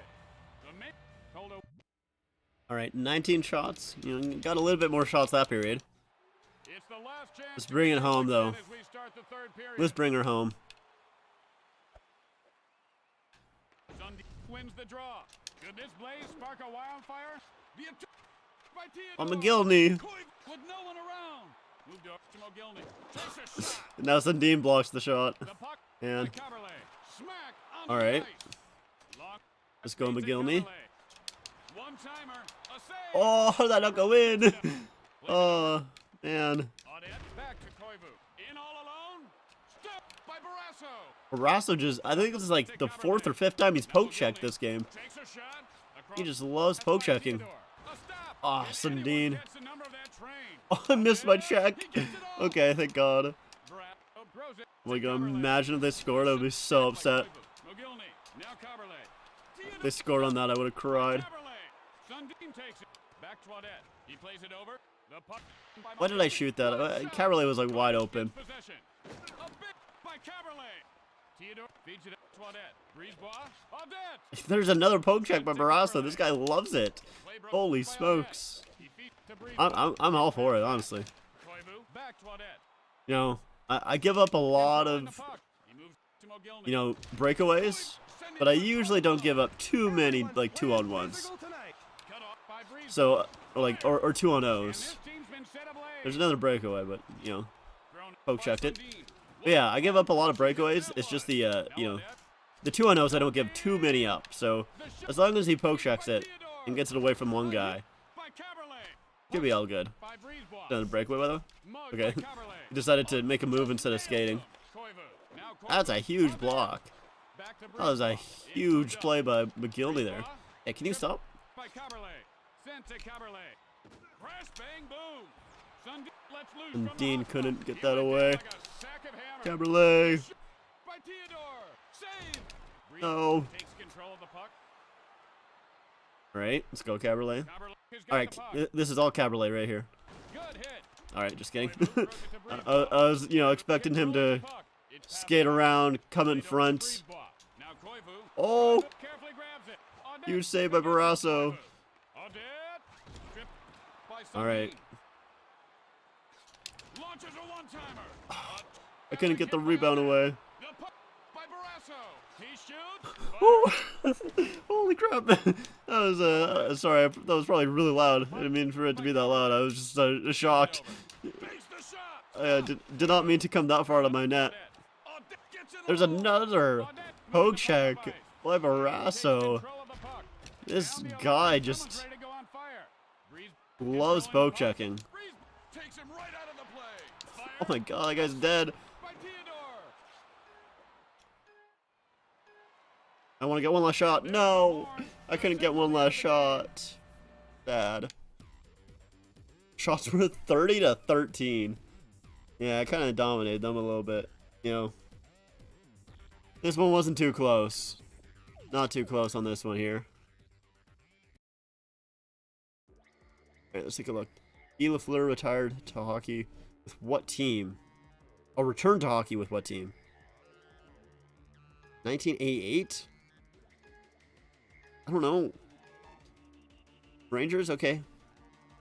I don't know. I didn't know. I had no idea. To be completely honest with you. No idea. Alright. Once again, I forgot to change this to second intermission. So we'll do that. There we go. Second int.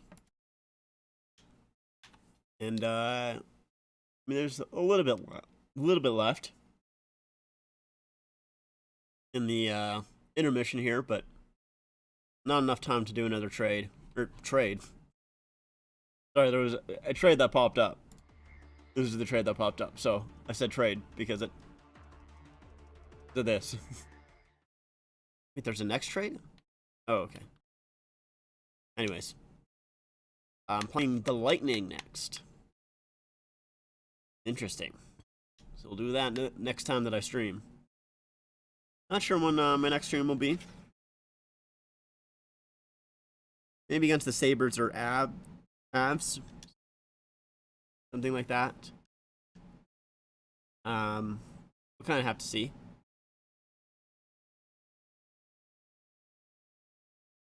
Still got so many more games to play. Oh my god. Can I... Okay, I can simulate. Maybe we'll do that at some point. Maybe we'll simulate just so we can get to the playoffs a little bit quicker. For now, that does do it for that part of my season. I don't even know if I'm going to make the playoffs. Actually, I just realized that I've been playing like trash. I think I'm only 2 games above 500, so probably shouldn't be too cocky there. Might even miss the playoffs. Let's see. Yeah, we got like a minute left. I guess we can take a look again at the scores. We come out of intermission here.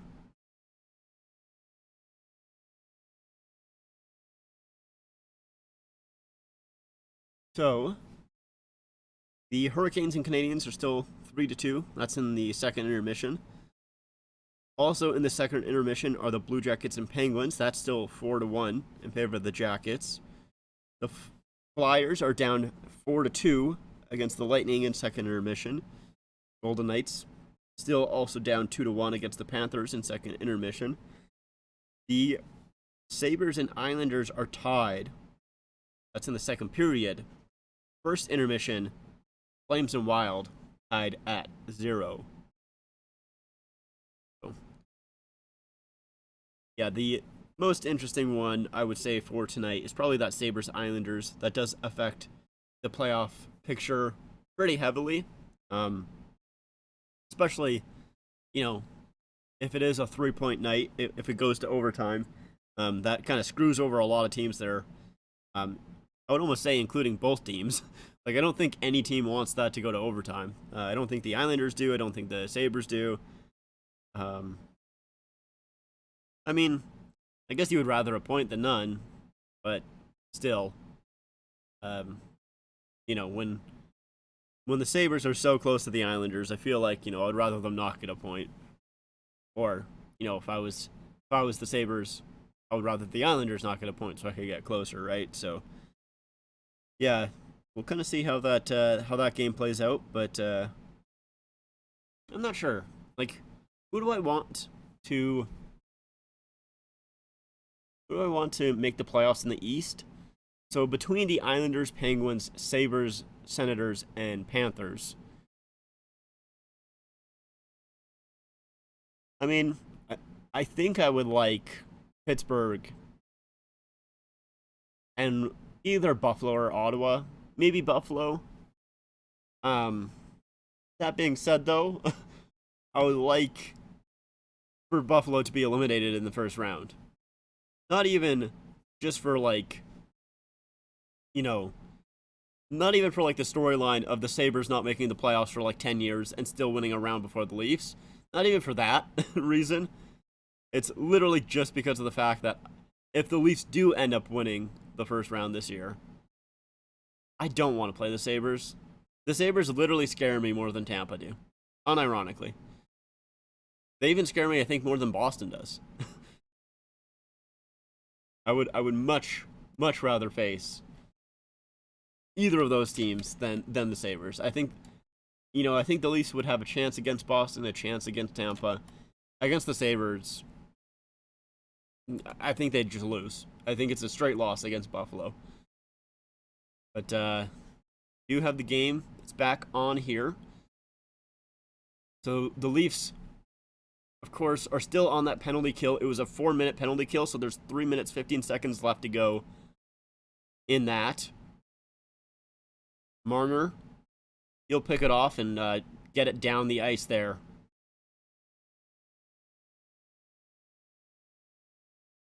And like I kind of talked about in the second period, at the start of the second period, I've never really liked power plays at the start of periods. I always find that, I find like it hurts the team on the power play more than helps. So, yeah, we'll see if this is the case with the New Jersey power play here, but you know they do have almost 4 minutes to start the period here. So, you know, when it's almost a 4-minute power play to start the period, it definitely, I think, is a little bit easier to get in that groove. But you know, like with the Leafs power play, they only had 40 seconds left to go in the second. When they started the second period, they only had 40 seconds left to go in that power play. So I never really like that because it's always, you just never have time to set up. What jerseys are the Leafs wearing in this game? Just their aways. Just their regular aways. Nothing too special in this one here.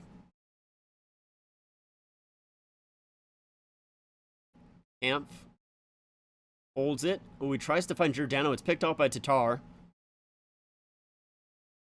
He'll give it back to Severson. To Tatar. Trying to get it past Marner. He does. Now to the middle here. A shot by Boqvist, and that gets blocked in front. And Marner will be able to clear it. He gets it down the ice. Minute 30 seconds left to go in this power play. See if the Leafs can kill off the rest. We got Lafferty, Kerfoot out there, Hall, and Brody. Devils are back in. Hughes puts it back for Hischier. Hischier in the bottom left. To Hamilton up top. Now Hischier walks in. Out front, and no one there for the Devils, or no one there that can actually find it. Goes past both Hughes and I think that was Bratt there as well. 50 seconds left. When Jarnkrok's stick gets knocked out of his hands, he has to skate for it. It's in the corner. He's trying to get back, and a shot by Hamilton gets through, but it goes wide.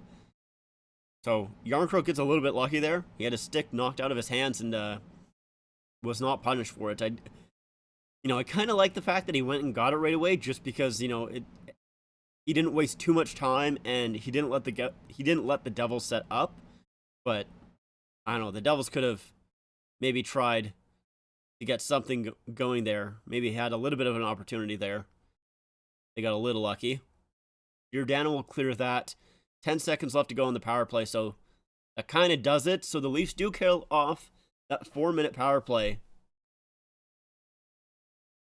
Let's see, how many shots did they get? Are they going to tell us?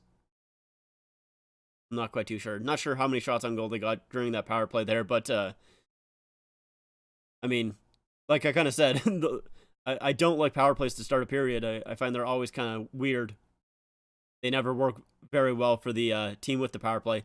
Nylander chops the sticks out of the hand of Marino, and Toronto is going to go back to the penalty kill here. Yeah, that's a bad penalty to take from Nylander there, as the Leafs do end up touching up.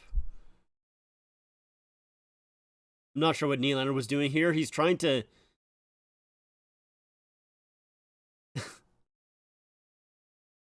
Let's take a look here. So Nylander is coming after Marino here, and I mean he chops it in half. Yeah, he chops the stick right in half. There's not really much of a discussion there. If Nylander tries lifting the stick and it breaks, I feel like that's a different story, but he comes down on it. It's an easy power play. And that shot by Hughes, stopped by Samsonov. A good glove save by Samsonov here. Do you work selling hockey jerseys? No, I wish. That'd be a great job. No, I do not. I don't sell too many, of my jerseys.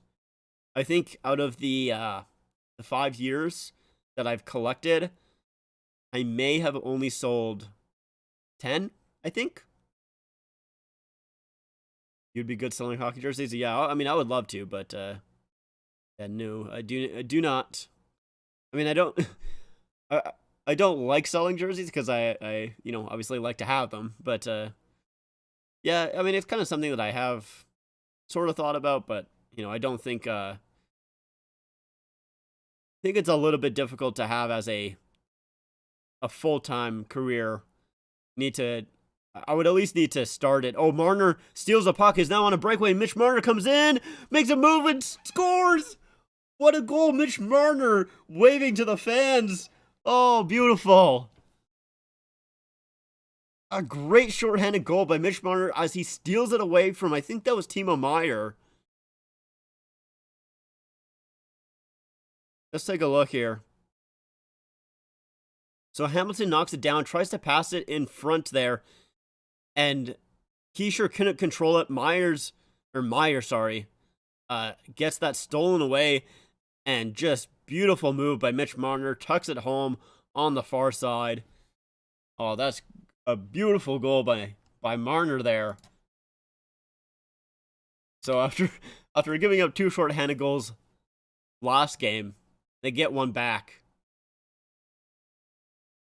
3 shorthanded goals for Mitch Marner this season, 3rd in the NHL. Lafferty, I think, is tied for 1st with 4th. So, the Leafs got some shorthanded killers here. That's for sure.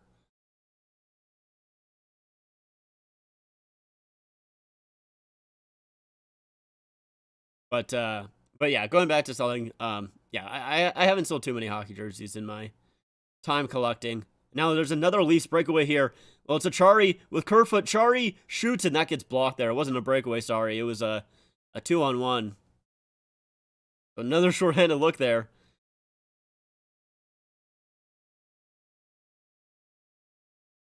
New Jersey. Oh, a shot in front and now the double score. I was reading that. It was a good comment there, Michael. New Jersey State Police need to investigate that filthy theft by Marner. Yeah, indeed. But the Devils tie it up here, though. So they get that power play goal. Oh, man. Yeah, Palat does look kind of dirty. It's a blood stash. So, yeah, New Jersey comes away off the boards here. Mercer, that's a great pass by Palat, and he sticks with it, too. It's Palat's second opportunity as he backhands it and then gets it on his forehand with the rebound. That's two really good plays there.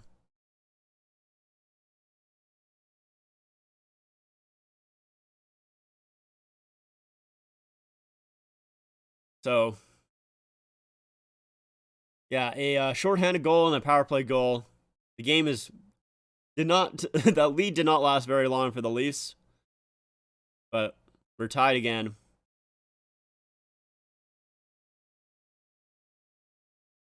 Leafs come right back in. Bunting out front, so it's Bunting, Nylander, and Matthews out there right now. What kind of job do you have? Is it fun? I mean, I don't want to say too much, to be completely honest. I want to keep it sort of personal, but I mean, I don't love it, to be honest. It's a job. And Vanacek makes the save there on Nylander. And we'll go to a little bit of a break here. So Marner with that penalty, or that shorthanded goal. Palat gets it right back on the same power play. We're still tied here.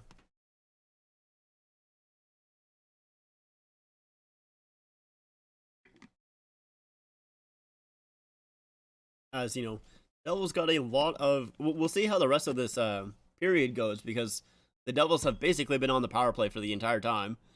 Obviously, you know, with that, I think it was 3 minutes and 30 seconds of power play time to start the period, and then not too far after that penalty was killed, Nylander takes a penalty and they go right back. So yeah, we'll see how the rest of the period goes here.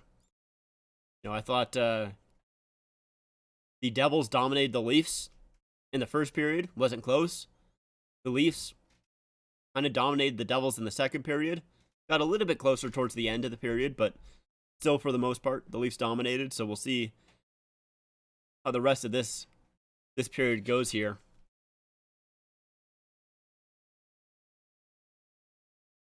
Still want to see. Oh my God, the Penguins have tied it. What the hell? The Blue Jackets were up 4-1. And a goal from Gensel at 21 seconds into the third. Zucker 3 minutes and 16 seconds into the third. And then Heinen 3 minutes and 59 seconds into the third. They tie it up. Wow, that is something else. So 4 minutes, 3 goals. Crazy. I mean, it is against Columbus, but still, it's quite the comeback there.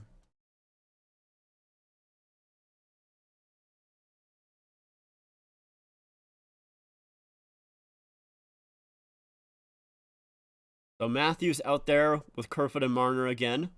So yeah, it looks like that line was a little bit, that Matthews, Bunting, Nylander line was just for the coming out of the power play there. Supposed to be their kind of all-in line, I guess, with Tavares and O'Reilly out. They don't really have a ton to go all in with. Although I would say that I think I would rather Yarncroke than Bunting, but still, not really that big of a deal. Matthews gets it to Brody here. He'll bring it in. Brody out front to Matthews. Oh, he just couldn't find it. Matthews had a little bit of room there. It just hops off his stick. Matthews back in, though. Marino cuts him off. And Marner will put it around for Zach Aston Reese. Aston Reese gets it back to Marner. To Matthews, shoots, and that's stopped by Vanacek. A good glove save by Vanacek there as Matthews blasted it. That was a quick play, too. Yeah, Matthews did not waste any time getting that shot away. That's a good save. A very good save by Vanacek.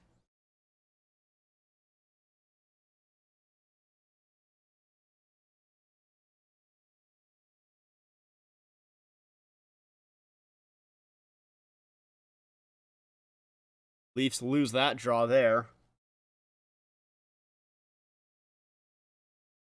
And they'll now bring it out of their own zone. Hughes tries to do it on his own, and it gets knocked off his stick.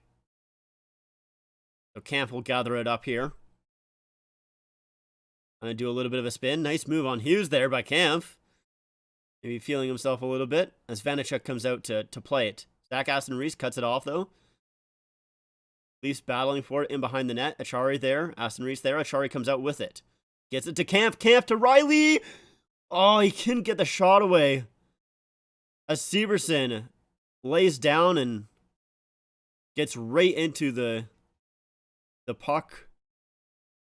You know, I kind of like that pass by Kampf, but I feel like it would have been better if he just shot it. Riley just couldn't really get that one-timer away. It wasn't really in his wheelhouse. It was for Kampf. I feel like it was just better if Kampf shot it, but it's unfortunate no shot there for the Leafs. Now Hall will shoot, though. That gets blocked, and for a second there, it looked like a lot of Devils were coming out, but some of them kind of backed off a little bit. I think they're going for a change. Oh, and that puck goes in. I don't even know how it did.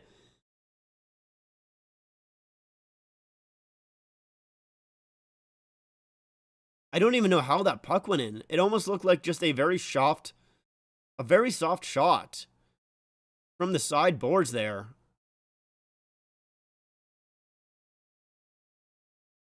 Let's take a look. I don't know what happened. So the Devils come in. It's Boqvist who puts it all the way around. Oh, and it's Holmberg.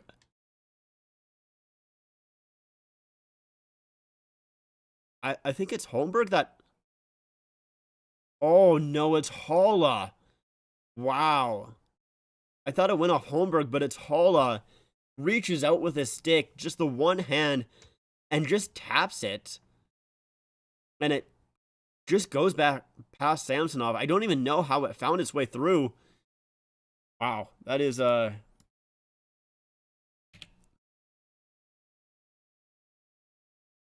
was a weird one. That was a weird one indeed. Like, I don't even know how it, like, I feel like I should blame Samsonov because I don't know how that, like, gets through. But at the same time, I don't know how it got through, so I don't know how to blame Samsonov. Like, it was just a weird one. Like, I don't know if it went through his 5-hole, if it went through maybe his arm there. I'm not sure. Is it just me, or could the NHL do a better job with scheduling 10 games tonight and 3 games tomorrow night? Seems like this is far too common. Yeah, like, there must be a reason for that, right? Like, there must be a reason that, I don't know, we just don't really know. Hold on, sorry. They're showing it again here. I want to see if we can... Oh, man. I don't... like, Samsonov has his blocker there, right next to his pad. And if it's a shot straight on, that's not going in. But it's because Haula tips it basically on the ice. It comes up underneath the blocker. Yeah, that one's a hard one to blame Samsonov on. That's just a good tip. Anyways, though, yeah, it happens a lot. Like, that happens super frequently, where there's 10 games on one night, 2 on the other, then it's 11.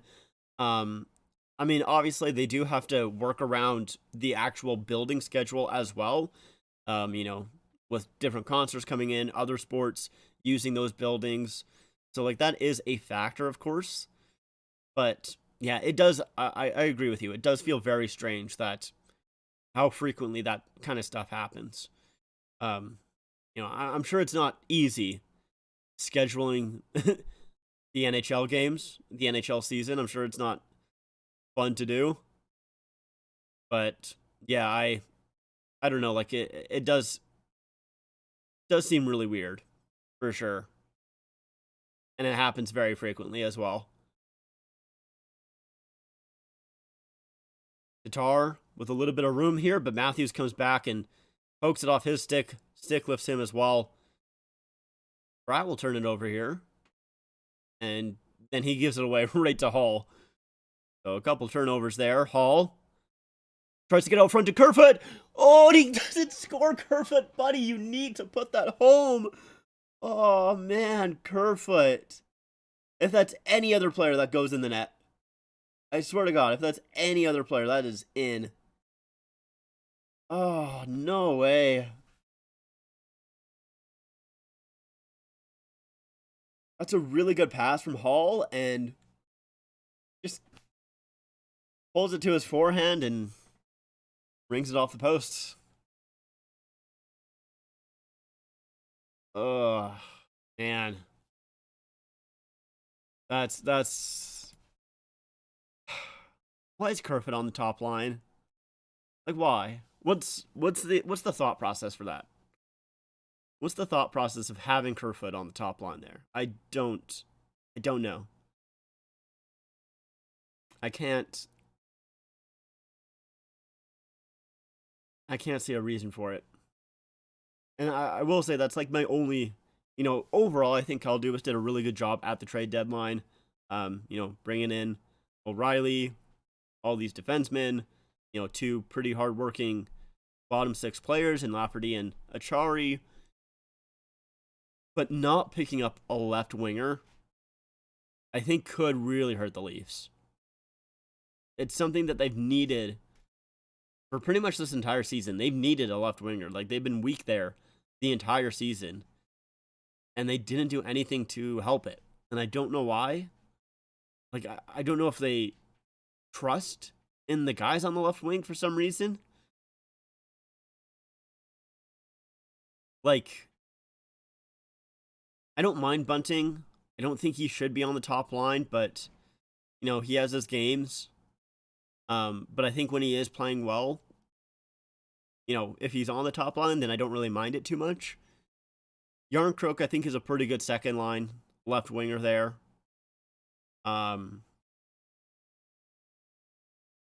You probably prefer him on the third line, but as a second liner, I think he's fine. And then Kerfoot, he's being paid too much, but as a third line, maybe fourth line player, it's fine. And then Zach Aston-Reese as well. Like, there isn't a good left winger there for the Leafs, is the issue. Most of their guys are fine, and that's about it. That's really, I'm very surprised they didn't do anything on the left wing there.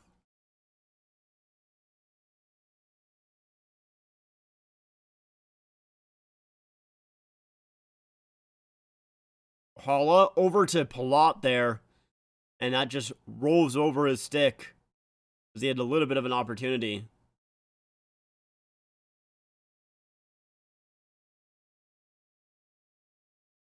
Eight minutes here to go in this third period as McCabe picks it off. McCabe leaves it for Bunting. Bunting back out front, and Kampf with the shot gets blocked. Now Haula will come back the other way. Oh no, sorry, that's Meyer, not Haula. It's 96, not 56. My bad. Severson with a shot. Stopped by Samsonov. Kampf brings it out, gives it to Riley, who's on the left wing there. Riley can't work around Severson, but Kampf will pick it up as they were battling for it. Bunting can't quite find that puck, and it'll be cleared. So the Leafs will have to head back. They'll make a few changes. Liljegren now has it. He'll go back in his own zone. That Matthews line coming out there now. Marner comes in, gives it to Matthews. Matthews will put it in deep. There's Kerfoot. Trying to maybe get something going here for the Leafs. Kerfoot will put it in deep. Giordano tries to battle for it. Literally in behind the net. And Severson gets by him, and now a lead pass here. Bratt shoots, rebound. good stops by Samsonov there, as Bratt got in behind Justin Hall, with Giordano being way too far deep. He pinched way too far there to not grab the puck. Now Matthews. Kerfoot just completely misses Matthews' pass. I don't know how he did. But either way. Devils back in here. That shot by Palat. And that was a stop by Samsonov. Samsonov, you know, I know he's let in 3 goals here, but he's been good. Kerfoot dumps it in. He needs to change. He's been out there for way too long. Hold on. To do a little bit of a refresh here. Sorry about that. Oh, come on. 1 second.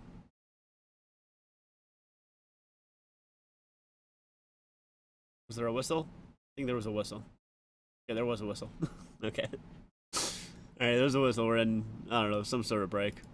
I don't know what whistle I missed, but I missed a whistle.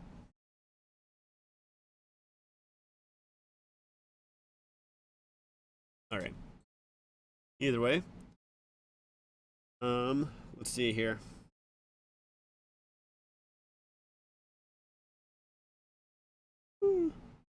Sorry. A little bit of a yawn.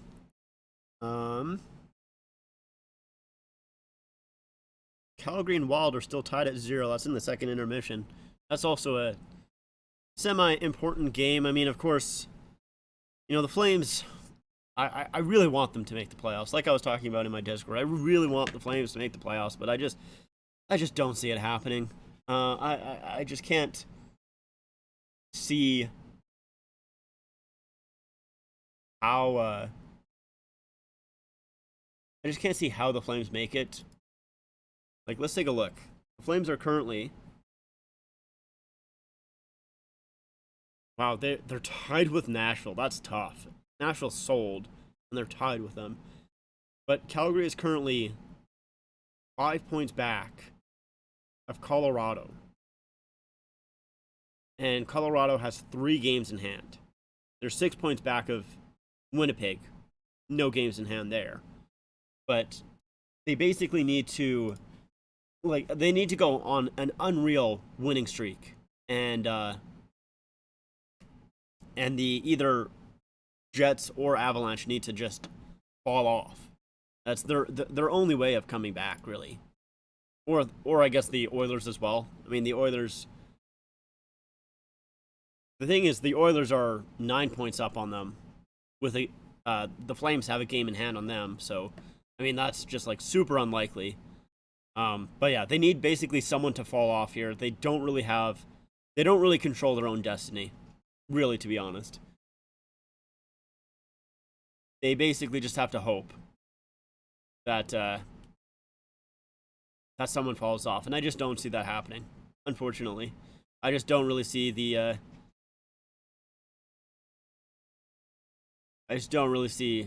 you know, the Jets or Avalanche going on an unbelievable losing streak to finish the year here.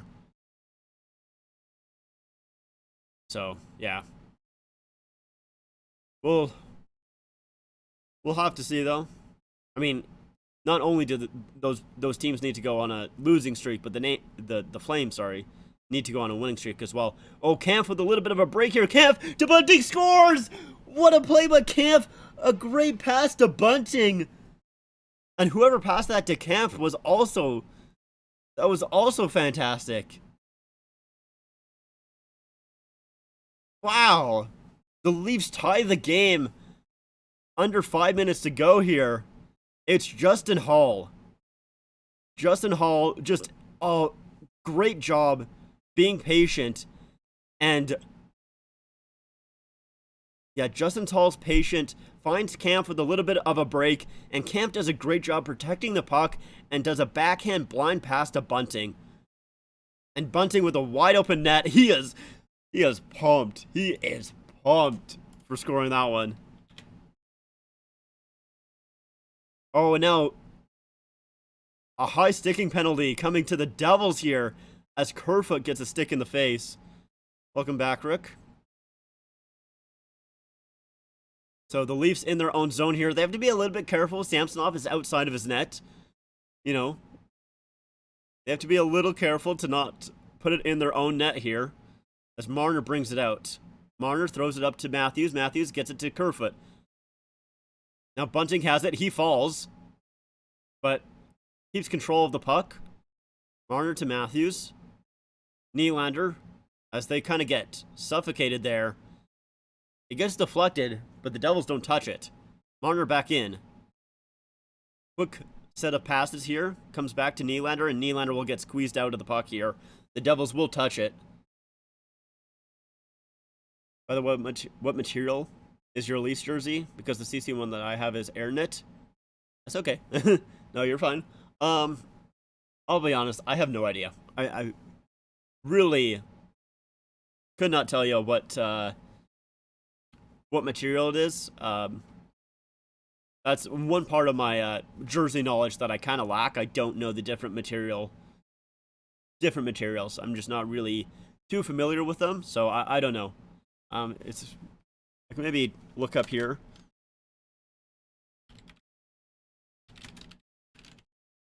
Let's see.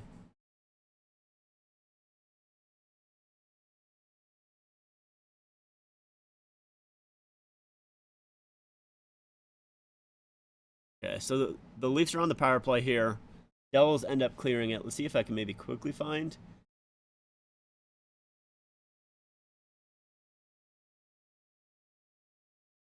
Yeah, I'm not too sure.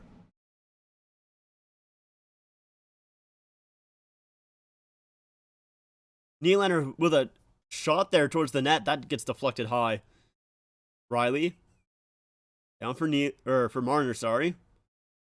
Marner holding on to it, looking around for a passing option, finds Bunting in front, and he just misses it. Ooh, that was scary from Samsonov there, as he just kind of casually one-hands that puck. If he missed it, it's going in the net. I didn't love that, to be honest. It's a little scary. Marner does a good job tipping that pass to Nylander. Nylander brings it in. Finds Matthews, scores! Austin Matthews on the power play. Leafs take the lead 4-3.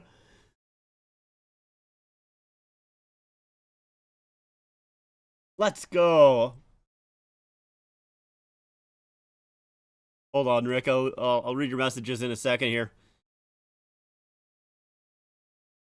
Marner does a good job tipping that pass to Nylander, and Nylander holds onto it and finds Matthews wide open, and he just snipes it on Vanacek.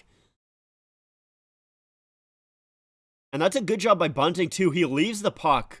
He knows Matthews is behind him. The pass goes through his skates. Smart move by Bunting to leave it there.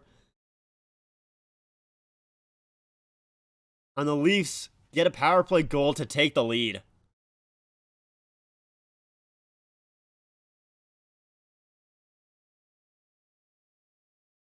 White CCM one I have is AirKnit because most of the 70s jerseys were serene.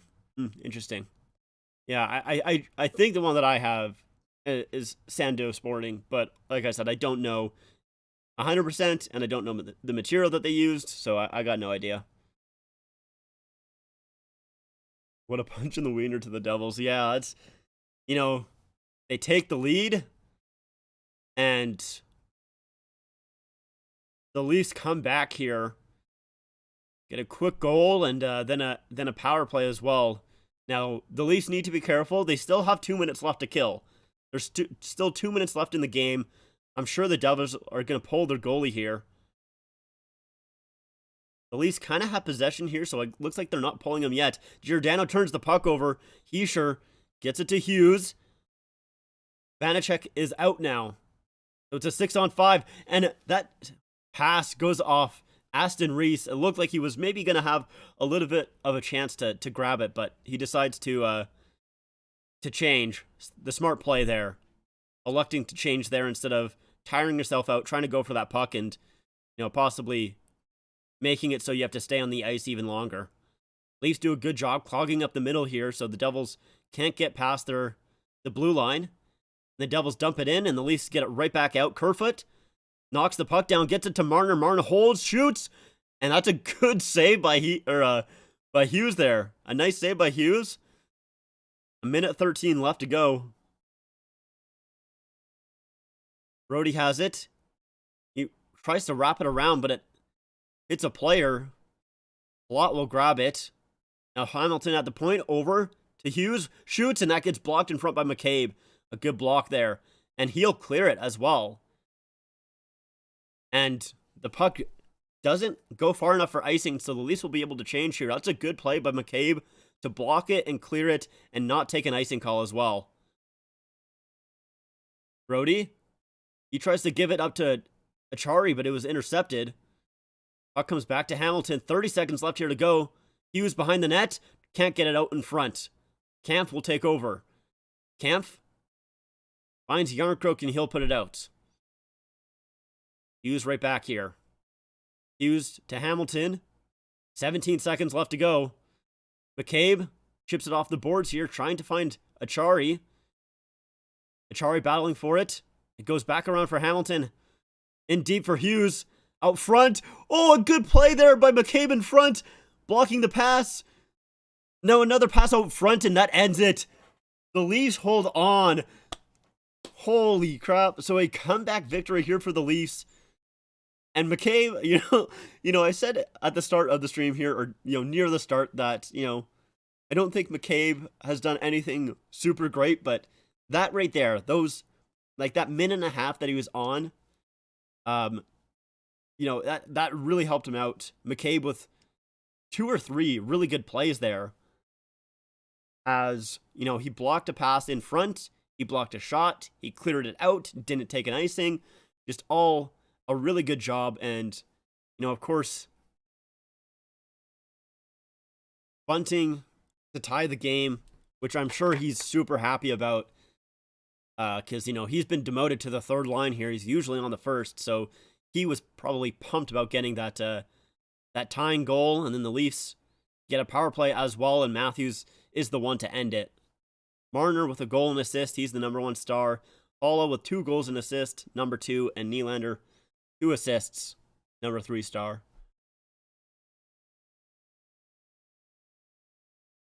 Oh, it's okay, you don't know a lot about the jersey materials. I know lots about the jerseys, the materials used to make them. Yeah, I mean, it's probably something that, it's one that I think that I want to learn a little bit more in the future, or get a little bit more accustomed to, knowing about the materials a little bit more. But I'll be honest, I know the Leafs have been back and forth. They had a really bad game against Edmonton, a great game against the Flames, a bad game against the Canucks, and then now a good game against the Devils here. And I would say that's a good game. They did not start off well. They got dominated in the first period, came back in the second, and had a lot better of a second period. It still ended up as a tie, but there in the third, they went down fairly late in the game, came back, tied it, and then won it as well. It's just a good, hard-working game there. They didn't play the full 60 minutes, but I think they played, a good enough game there that you'll be happy about it, especially with the lineup. Once again, we do have to factor in their lineup here. So their lineup was Kerfoot, Matthews, Marner, Nylander, Lafferty, Jarnkrok, Bunting, Holmberg, Steeves, Aston Reese, Kampf, Achari. So they are playing Lafferty on the second line because Tavares and O'Reilly are both out. When you kind of factor that in, this is a great game for the Leafs. I really did not expect them to win this game, and they were in it. They were in it the whole time. So just a great game for the Leafs as they put it away. So I can change this to final, but it doesn't really matter too much, to be completely honest, because I'm probably ending the stream here, but I'll change it to final anyways. But yeah, that's gonna do it for me. That's gonna do it for this stream here. If you guys didn't watch my video earlier today, I talked a little bit about the New Era company possibly taking over from Adidas as the next jersey manufacturer. Of course, after the 2023-2024 season, I also have a Discord as well. I think it is in the description of the stream. Let me double check here. Yeah, it's in the description of the stream. So if you have Discord, and you want to join, make sure to do that. If you happen to be new to the stream and happen to be new to the channel, make sure to subscribe as well. I would appreciate that. I've gotten a ton of support over the past few days, so I really do appreciate everything. You guys have been very great over the past few days, and the past few weeks, really. So I appreciate all of that. But yeah, that does do it for me. I think my next stream, like I said, will probably be against either Buffalo or the Avalanche. So that is Monday or Wednesday next week. That's the plan, at least. But yeah, we'll see. Anyways, thanks, guys. I'll see you next time. Adios.